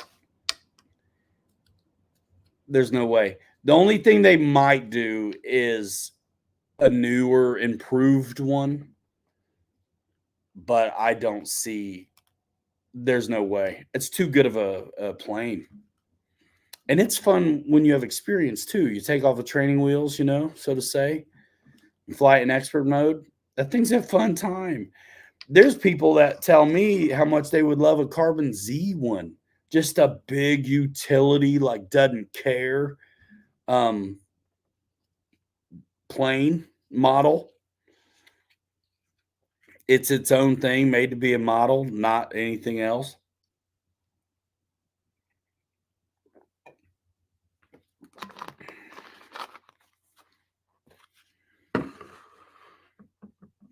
The S2. What's the S2?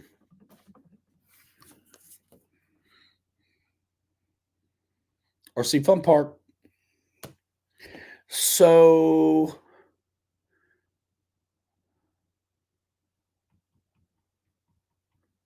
yeah, we'll talk about racing. So yeah, Michael Barrett could be, yeah. So I raced two-wheel drive buggy and two-wheel drive short course at the RC Fun Park, our hobby shop, which is a Hobby Town co-brand, which is really just paying an exorbitant amount of money just to have a point of sale system and show up in internet results. So, but anyway, I raced there. Also, we have racetracks. It's killer. AeroScout S2 all smarted up with new float set. Where's that at?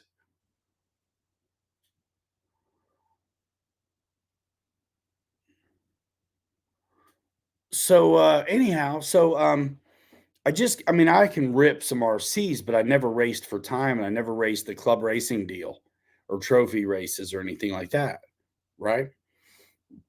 So I just started racing. The last race of the outdoor season, I raced short course, and it was killer. I actually won the B main with a Traxxas Slash two-wheel drive off the shelf. Borrowed a set of tires, and that was it. So then I stumbled into a buggy and a short course truck, dedicated racing. They were awesome, and they already had wheels on them, and they were bald, and they were perfect.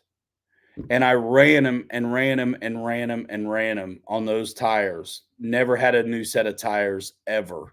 The cars didn't even come with new tires on them because I got, gosh, I have a shop, but I got a roller. I got a deal. Because I don't want to take all the inventory off the shelves because I'm fiscally responsible. So I finally put a new set of tires on my two-wheel drive buggy. And so we do club racing on Tuesdays and Saturdays. So Tuesday night, new tires, the buggy, fantastic, amazing. No trouble at all, nothing. Tuesdays, we don't really run short course because there's not enough guys there to run a class. But the buggy dudes, four-wheel drive, two-wheel drive buggies, there's plenty. And it's not just all dudes, which is awesome too. The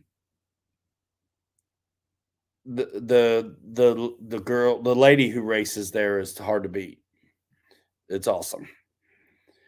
And she's so nice. So, my short course truck, though, however, I put new tires on it.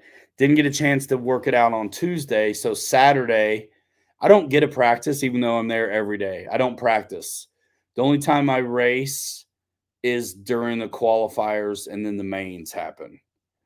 So brand new tires, and they weren't slicks. So the buggy tires that were brand new, they were slicks. So it was very much similar to what I had just taken off of them. When I went and put new tires on the short course truck, though, I used these J Concept ellipses, and they're like a web tread, still for clay. We run on clay, and hated it. Truck felt weird. All of a sudden, now I'm rolling, getting up on two wheels. I used to just slide and drive the drift pretty good on the bald tires, but I'm through to the foam. The rubber carcass is gone, and so it was time to change them. And I did not do good on my short course stuff yesterday. And I had 2 qualifiers on the buggy that were my fastest times ever. Instead of 13.5s, I was in the 14s, which is pretty good for me. The best I'd ever done, 20-second laps or something. And then, but not good in the short course. So I didn't even look at the results. I had to go pick up my kid yesterday. So after my last race, the B main and short course, which I did awful, I think. You guys want to watch it? I think I might be able to pull it up, dudes. You guys want to see it? Let's watch it. Let's watch it. All right.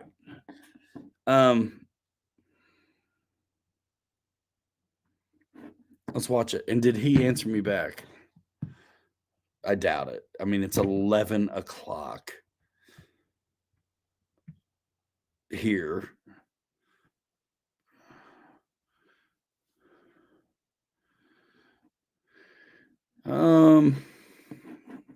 Yeah, let me see if I can find this. This will be a cool education.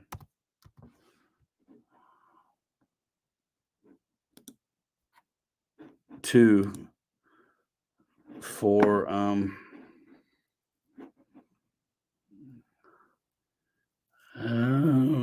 live results. And I'm going to go. You guys can't see what I'm doing yet, but you will.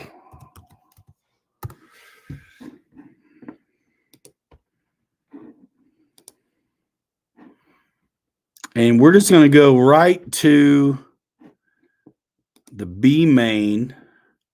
Yeah, I got last. But we were all 15.6 on the 6-minute main. And I sucked. My fastest lap was 22.5 seconds on the short course truck. Consistency was awful. I was all over the place. So I was messing with my shocks and the preload and the spring perch cups the whole time. Trying to get it right. But my buggy was dialed. Oh, man. It doesn't know it's me. I got to sign in. Where's the video, fools? I pay the money so I can watch the videos. So hold on a minute. Let me pull them up. Why isn't this giving it to me?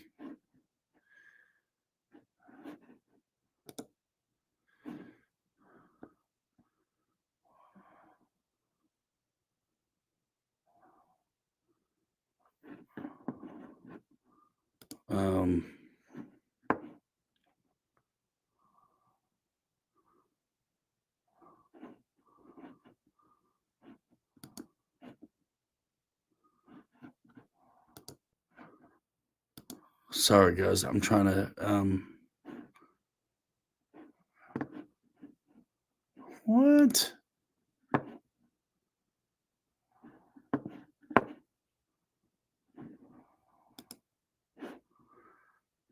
I pay for the video deal. So there we go.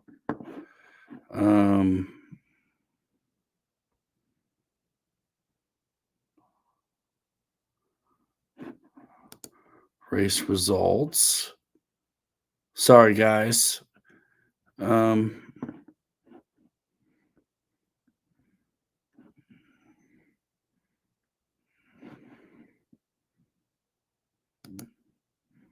It said it's here, but it's not.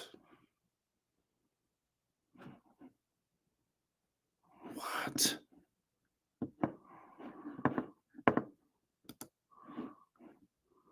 Sorry, guys. I can't see your comments at the moment.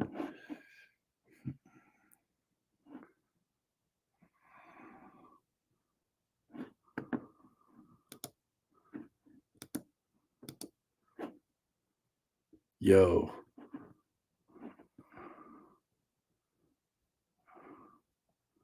I literally pay to be able to watch these videos after the fact.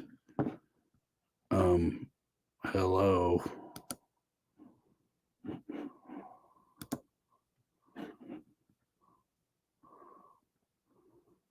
Why isn't it giving it to me?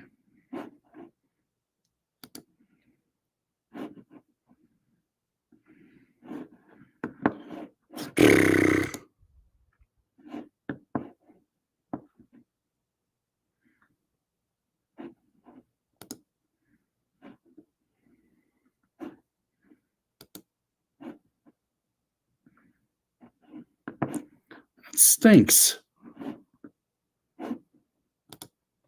It stinks.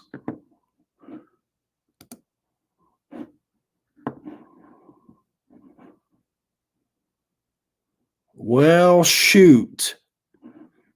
Maybe they're not up yet. All videos are also embedded on the race results page for each individual race. Didn't see them.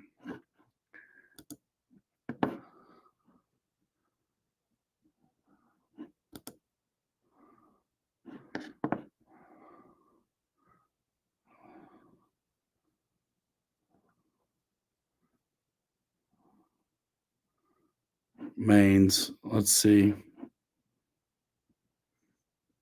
Yeah, they're not there either. Let's see. View results.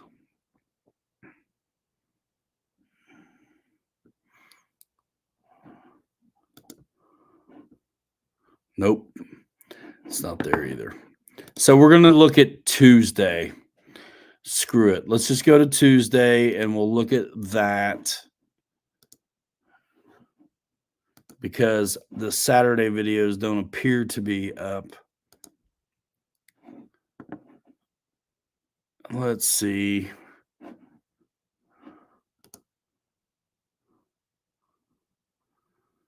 This wasn't my best race, but we'll find one of my fast ones.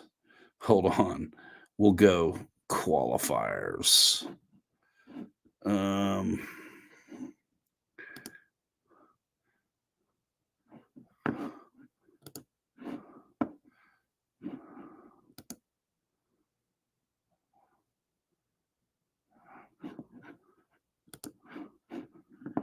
Let's see, must have been this one.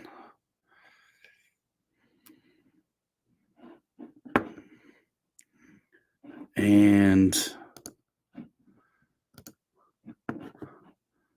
all right, it's gonna be hard to tell, but you get a vibe for it. Let's see if I can't do this now. If anybody's left watching the show, you guys still here? Yeah, how much more of that game is left? Yeah, I don't see the video either, man. For Saturday, it's crazy. This isn't short course. This is buggy, but we'll just watch it for a minute, and then we'll try to find my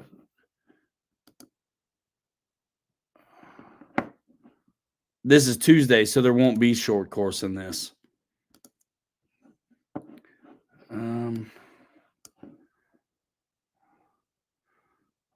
All right.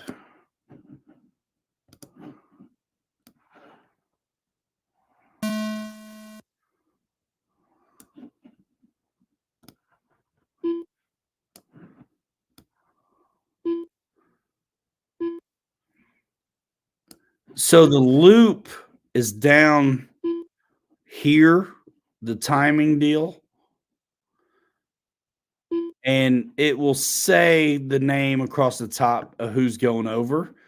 My buggy's a silver one It's hard to tell.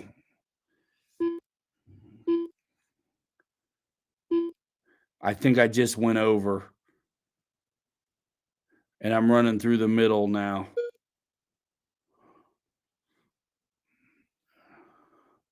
Anyway, this is what it is, guys.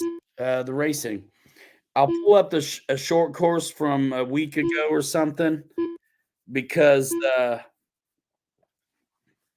it's so much easier to see those short course cars. 4 minutes left. This is just a qualifier. I was kind of fast this day a little bit. One of these, though, there was midair about here. And I don't know if that was this race or not, but a guy got tangled up with me, and I went back a few spots. It may have been one of the other qualifiers. It's a blast, you guys. I mean, I really do look forward to it. And look how many folks there are doing it. You know, if you go to liverc.com and look at RC Fun Park, you can see how many people are signing up and how many classes and races there are. Pretty sweet.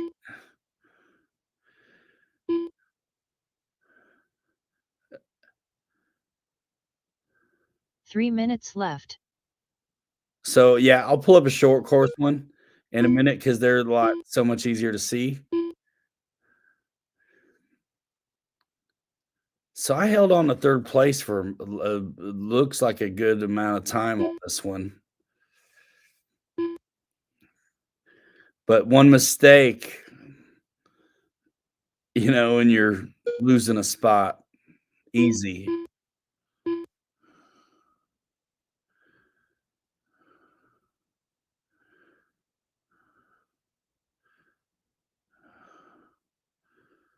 And if it takes forever to get marshaled like that, that kills you too.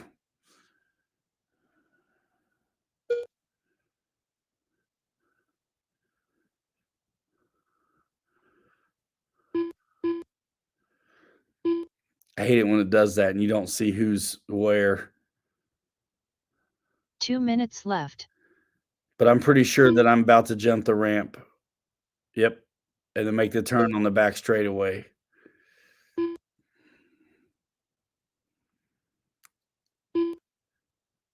Oh.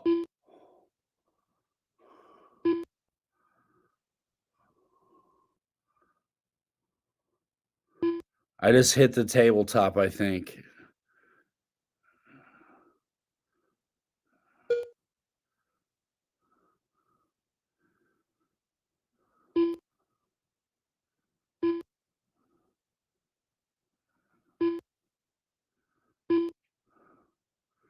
Yep, I lost a spot.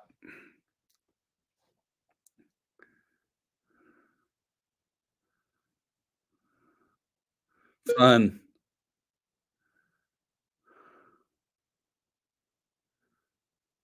One minute left.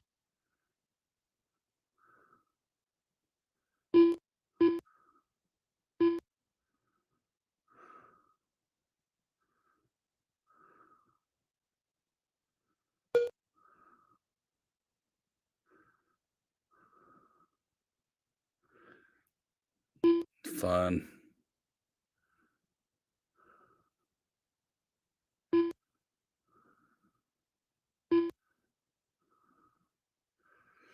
It must be the next qualifier or the first one where me and Roger got tangled up midair.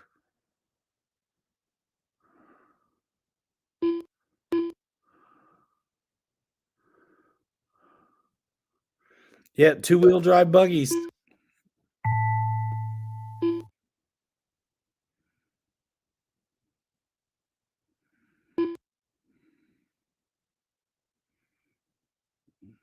Oh, I ended up back. Yeah. Tom Bell done with a 14-lap 508.8 result. Roger Anthony done with a 13-lap 506.7 result.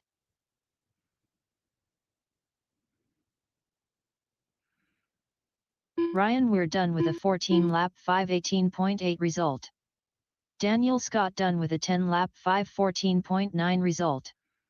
Ryan Ramsey done with a 13-lap 5:17.6. Yep, I sucked in that one. So let's see.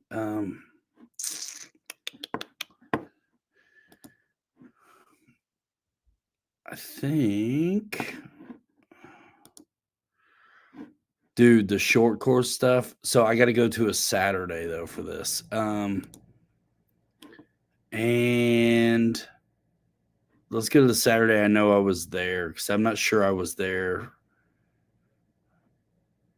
Something was going on. Let's see. So who, you guys can see what I'm looking at. That's cool. I don't think I was in the A main. Nope. Let's go to the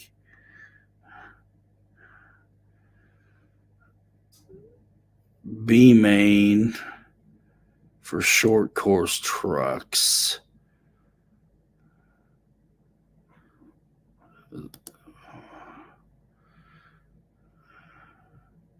Yeah, no. The B.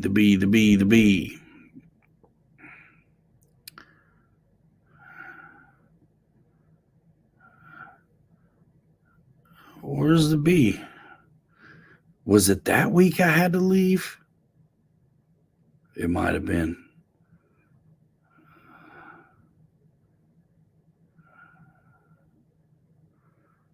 Short course A main.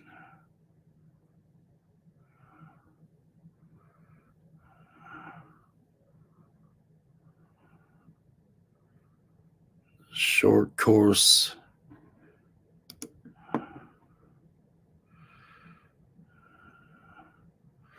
I don't think I was there that day. Hold on, man. I'm going to do one I'm in.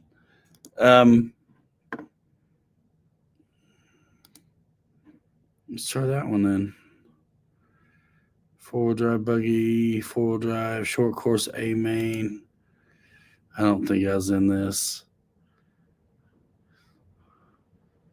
Sometimes I will be if there's not enough people.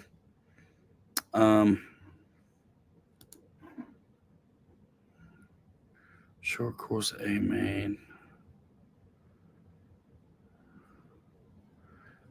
I can't remember which day I wasn't there.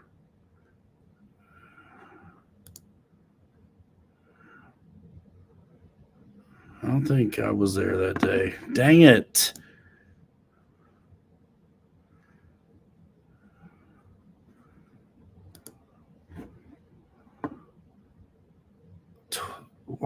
I had to be there this day.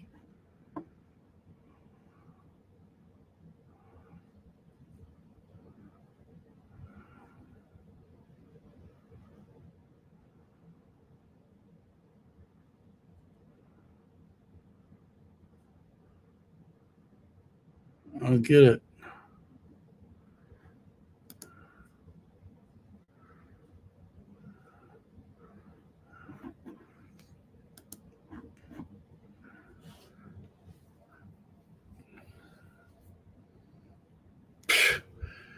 Get out of here, Kenny.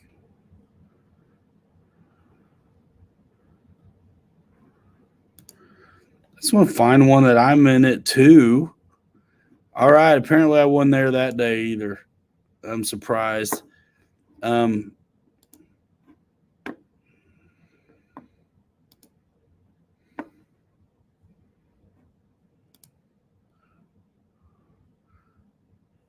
right.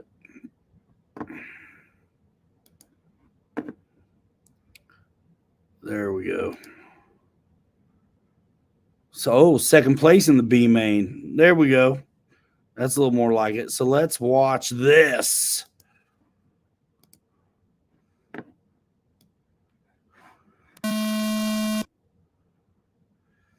All right. I'm the yellow and black one that just got screwed up by those two, but I'm in second place. Second place behind Marshall Feltz, I believe. I think I held on this one. There's Marshall. And here I come. Checking me out. I think I got, yep, second. That's me on the tabletop, yellow and black, zipping through the chicane around the whoop-de-doop. Took the triple, about stuffed it. Big jump, hairpin, Humpty Dump, straightaway, double on the backside, and ended up on my wheels after a tumble. Here I come down the straightaway, zoom, cutting it tight. Tabletop perfection, chicane, not too windy, 5 minutes trying to be as left. straight as I can. Took the triple. People are getting tied up. This is the B main, so we're all racing at once against each other. There I hit the double, come down the straightaway.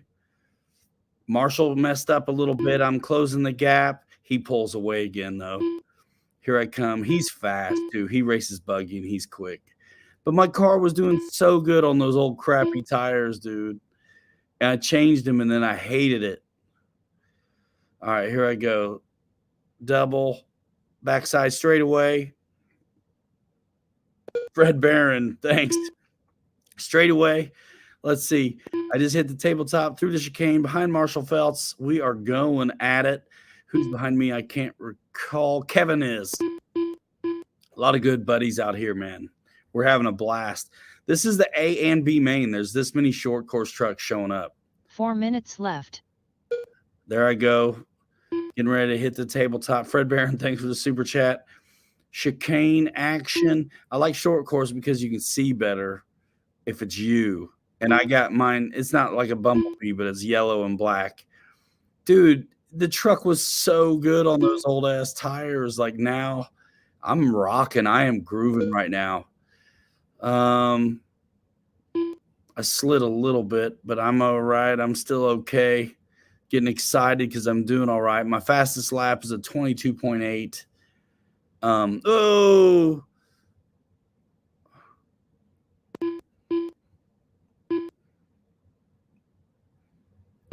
And there I am recovering in the straightaway, but I'm clear. I'm out of the melee, the mess. Oh, about stuffed it. But I'm feeling pretty good. 3 minutes left.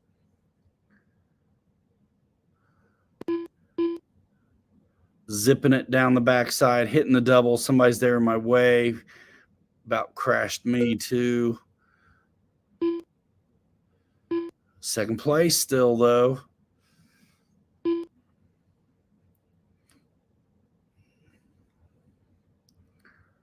So much fun, y'all. I have no idea if you haven't done this. You're getting ready to pass somebody.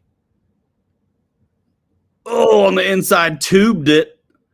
And I passed him anyway. Tabletop, don't mess it up. Through the chicane, keep it lean. Keep it clean. Let's go. Don't even try the triple on that one. Just Humpty Dump the double. Because if you don't have the run up, you won't hit the triple, and then it throws you off. We're using, a lot of guys use, I'm using 6300 2S, but a lot of guys will use like 5000s and stuff. But I'm on 6300 on the buggy and the short course truck, both team associated for me. Had enough speed for the triple there. Here I go. Big jump, come around the hairpin, zoom down the back straight, hitting the double. Does he wreck it? Nope. Straightaway action, cuts the turn a little wide, but that's all right. Coming through clean on the hairpin before the tabletop. Boom, goes the dynamite. Here we come through the chicane. Yeah, whipping it. I knew I didn't have it for the triple when a dumpty dump. Bouncy bounce, but tight on the hairpin. Here we come, tight. It gets loose back there. You got to keep it tighter. You're too loose back there where that Marshall is in the corner. I held it, man. I held it, and I'm about to pass, dude. Second place still, rocking it, feeling pretty strong on those old tires, like literally the foam's coming through. 1 minute left. And when I did tumble, I lucked out and landed on my wheels every time, it seemed like. But see, I'm sliding around, and that's another reason why I was like, yeah, it's time for new tires. But I know how to drive the slide, I think, better than the grip. I mean, I am just sliding through that center section. Tight. Yellow and black. I got my eyes locked on me. I'm about to pass this white car if they let me. And I'm also slowing down so they don't mess me up. Oh, see, I took it wide. Because this white car, by the way, but you don't know it at the time. You know, so you're all just racing. But I didn't, this, honestly, the white car should have let me go. Buy him. Dan Miles done with a 14 lap 6, 0.3 result. There, I took him. Ryan Ramsey done with a 15 lap 6, 0.6 result. Josh A. Bright done with a 13 lap 6, 1.6 result. Ken Liu done with a 14 lap 6, 10.5 result. Fun. Marshall Feltz done with a 16 lap 6, 18.7 result. Got an extra lap. Jerry Bella done with a 15 lap 6, 24 flat result. All drivers are finished. Yeah, look at all of us are 50. Well, me and Jerry are 15.6s. But yeah, those other guys, it's like they don't know either, though. So it's not their fault that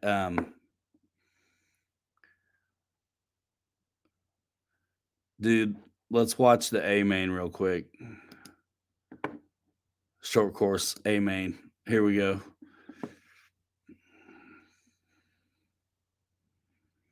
These dudes will be a lot faster.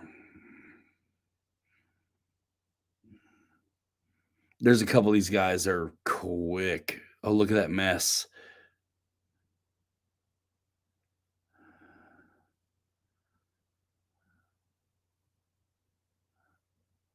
I'm sitting on one of those buckets probably, or standing up by the wall. I think right there. But yeah, these guys are quick. We'll watch this and then I'll get out of this and we'll probably wrap it. 2.5 hours. I'm good. It's too bad you can't really hear the room. You know?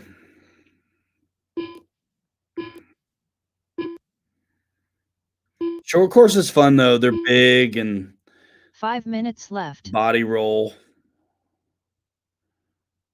Francis Conti, what up? Tube traction. Yeah, man. Look how fast I am. I am so fast. Marshalling.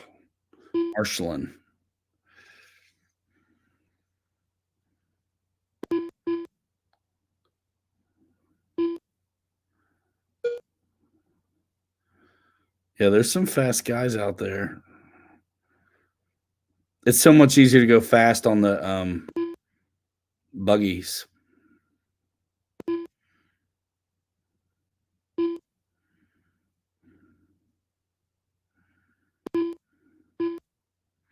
Yeah, this is a clay track that's matte. That's rolled and it's dry, and there's a coating on it with a little bit of grit, a little bit of sand in it. 4 minutes left. We really are ripping and gripping on this, and we got these wood features on it, and it's really nice because your cars don't get like crazy dirty like when it was wet clay. All right, Ken Bird, see you later.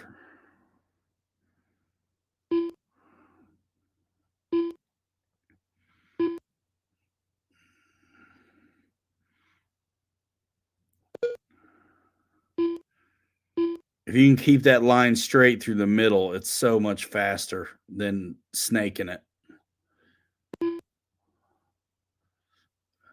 It's challenging. It's awesome. And everyone here is good. You know, like, even last place people, we're having a ball and we're okay enough to hold our own, even if we're not like at the top all the time. 3 minutes left. It's pretty neat.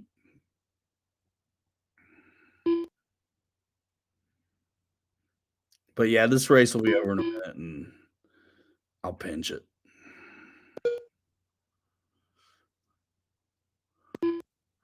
Yeah, Brissett, it's killer. What I really love about the short course class is that if you had a two-wheel drive slash, um, or four-wheel drive slash, or four-wheel drive arm ascension, if you're willing to put a 2S in it, um, you can race it. And they take 2S and 3S, those cars. So, I mean, it depends where you live as well. Like our most popular classes are the two-wheel drive buggy and two-wheel drive short course. And they do sell two-wheel drive slashes, but some people have four-wheel drive slashes. It's not that hard to take the drive shaft out, you know? 2 minutes left. And even if you just bought a new one just for racing, I mean, they're never going to be as good as the race dedicated kits that we got. You know, guys are driving low C and Team Associated and X-Ray and this and that. But you can, instead of building up a kit and having 1,100 in it or whatever, you could have an off-the-shelf slash. And if you know how to drive and you can tune it and bring the center of gravity down a little bit and things like that, you can actually compete. There's some of these guys. Yesterday night, Slash beat most of us. Yeah. So you can get into it without doing that whole dedicated race kit deal. You know what I mean? God, 1 minute I left. can't wait to get mine feeling like it used to. It's nuts. Nice, Francis.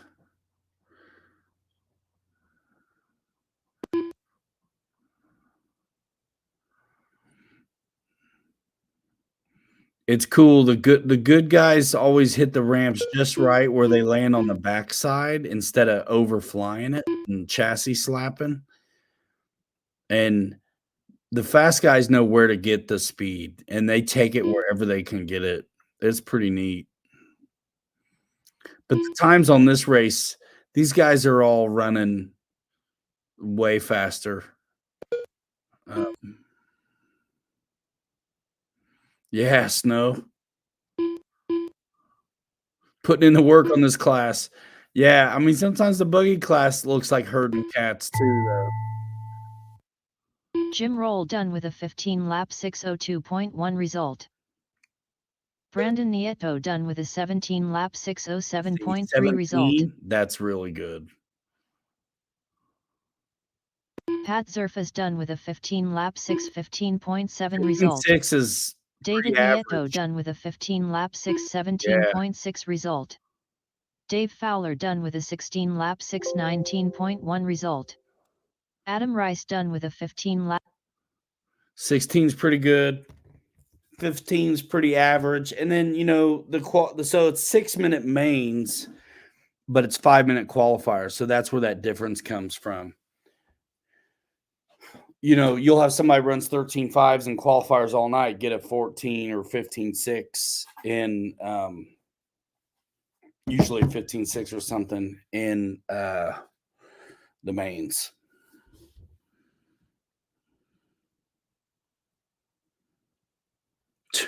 Brian, I mean, no kidding.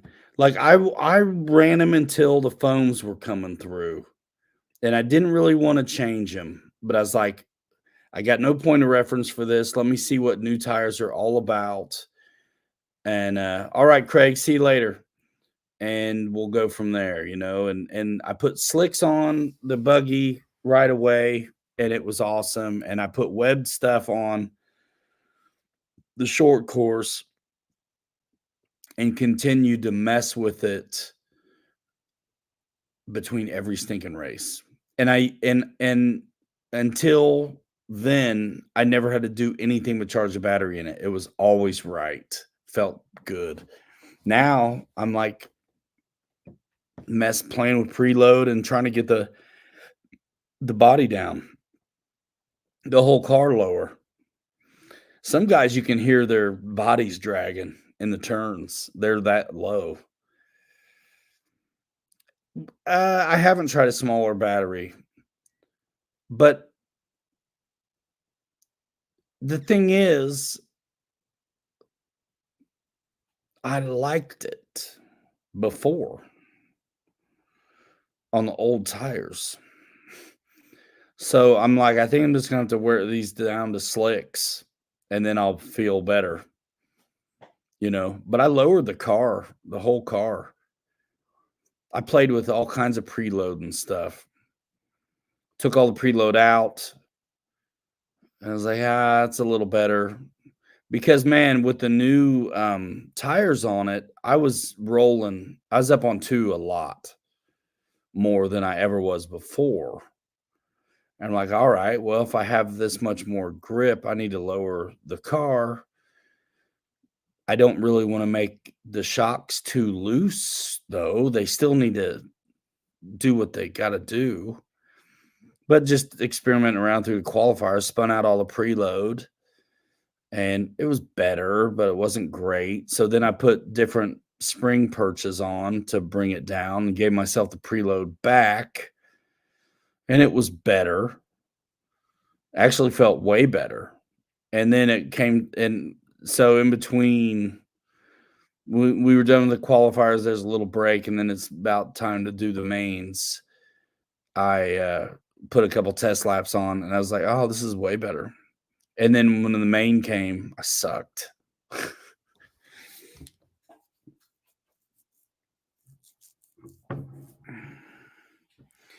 Oh man, my favorite RC plane. That is a tough ass question, dude. That is a tough question. I have to kind of just P-47 is always going to be a good one. Of course, I love the T6, and there's planes that I've got some history with. Man. And I really like some slow flyer stuff too, a lot, and jets, you know. But when somebody asks me RC plane, favorite plane, I usually think about prop stuff first. And I really like P-47s. They look cool and they fly really good. And for a Warbird, I think they're great because the landing gear are very short and they're wide. So like tail dragger, best Warbird hands down for me is a P-47. The no, they make electric ones and gas ones. The E-flite has them. I got videos on the channel, dude, of E-flite P-47. I showed one at the beginning of the show. The T-28 is also a good one in almost no matter what size. And it flies like a Warbird, but it's a tricycle landing gear. So it's a good one for somebody who wants to get into jets because it might be your first experience with a trike other than like an AeroScout. Most of us did not have AeroScouts around when we were learning. That's a relatively newer airplane, but we all seem to agree that it's a great one to learn on. But most of us in the room did not learn on an AeroScout just because they weren't around. Yeah, go-karts, Francis. I'm better racing in real life than RC. A10's good. That's not the Thunderbolt I mean. I mean the first Thunderbolt, not the Thunderbolt 2 A10 Warthog. A10's cool though. I do like the P-47 Thunderbolt prop job airplane a lot. Guys are talking about Corsairs and stuff like that. Good stuff. Guys, it's about 3 hours. I'm bouncing. Thanks so much for coming by the channel. Watch out the rest of the videos, guys. You want to keep up with the hobby shop. Don't forget to follow the RC Fun Park Facebook page. Links to all my socials like Instagram, TikTok, and Facebook and stuff is in the description of this video. As most of you know. So follow on social. It's free. You know what I mean? If you do that stuff. If you don't do it, it's cool. But if you do, I'm there. And there's a lot of good stuff on my socials. If you scroll back, a lot of cool eye candy. Fun stuff. Fun stuff. Been at it a long time with all of y'all. Thanks so much for being a part of it. Yeah, come see me in the shop or click the links, guys. Appreciate your support. Doesn't cost you nothing, but it lets me know you're thinking of me. I really appreciate it. Can't wait to get some of my Leaf Spring stuff going. And, Surface is a good time as well, guys. We do it all here. So thanks so much for coming by. Good times. We used to do this Saturday. Now we're stuck on Sunday because that racing is just too cool to not do. So with that, I'm going to bounce in 5. Hanger rats forever. 3 later. You're too good to be forgotten. We will see you next time. Bye now. Boom.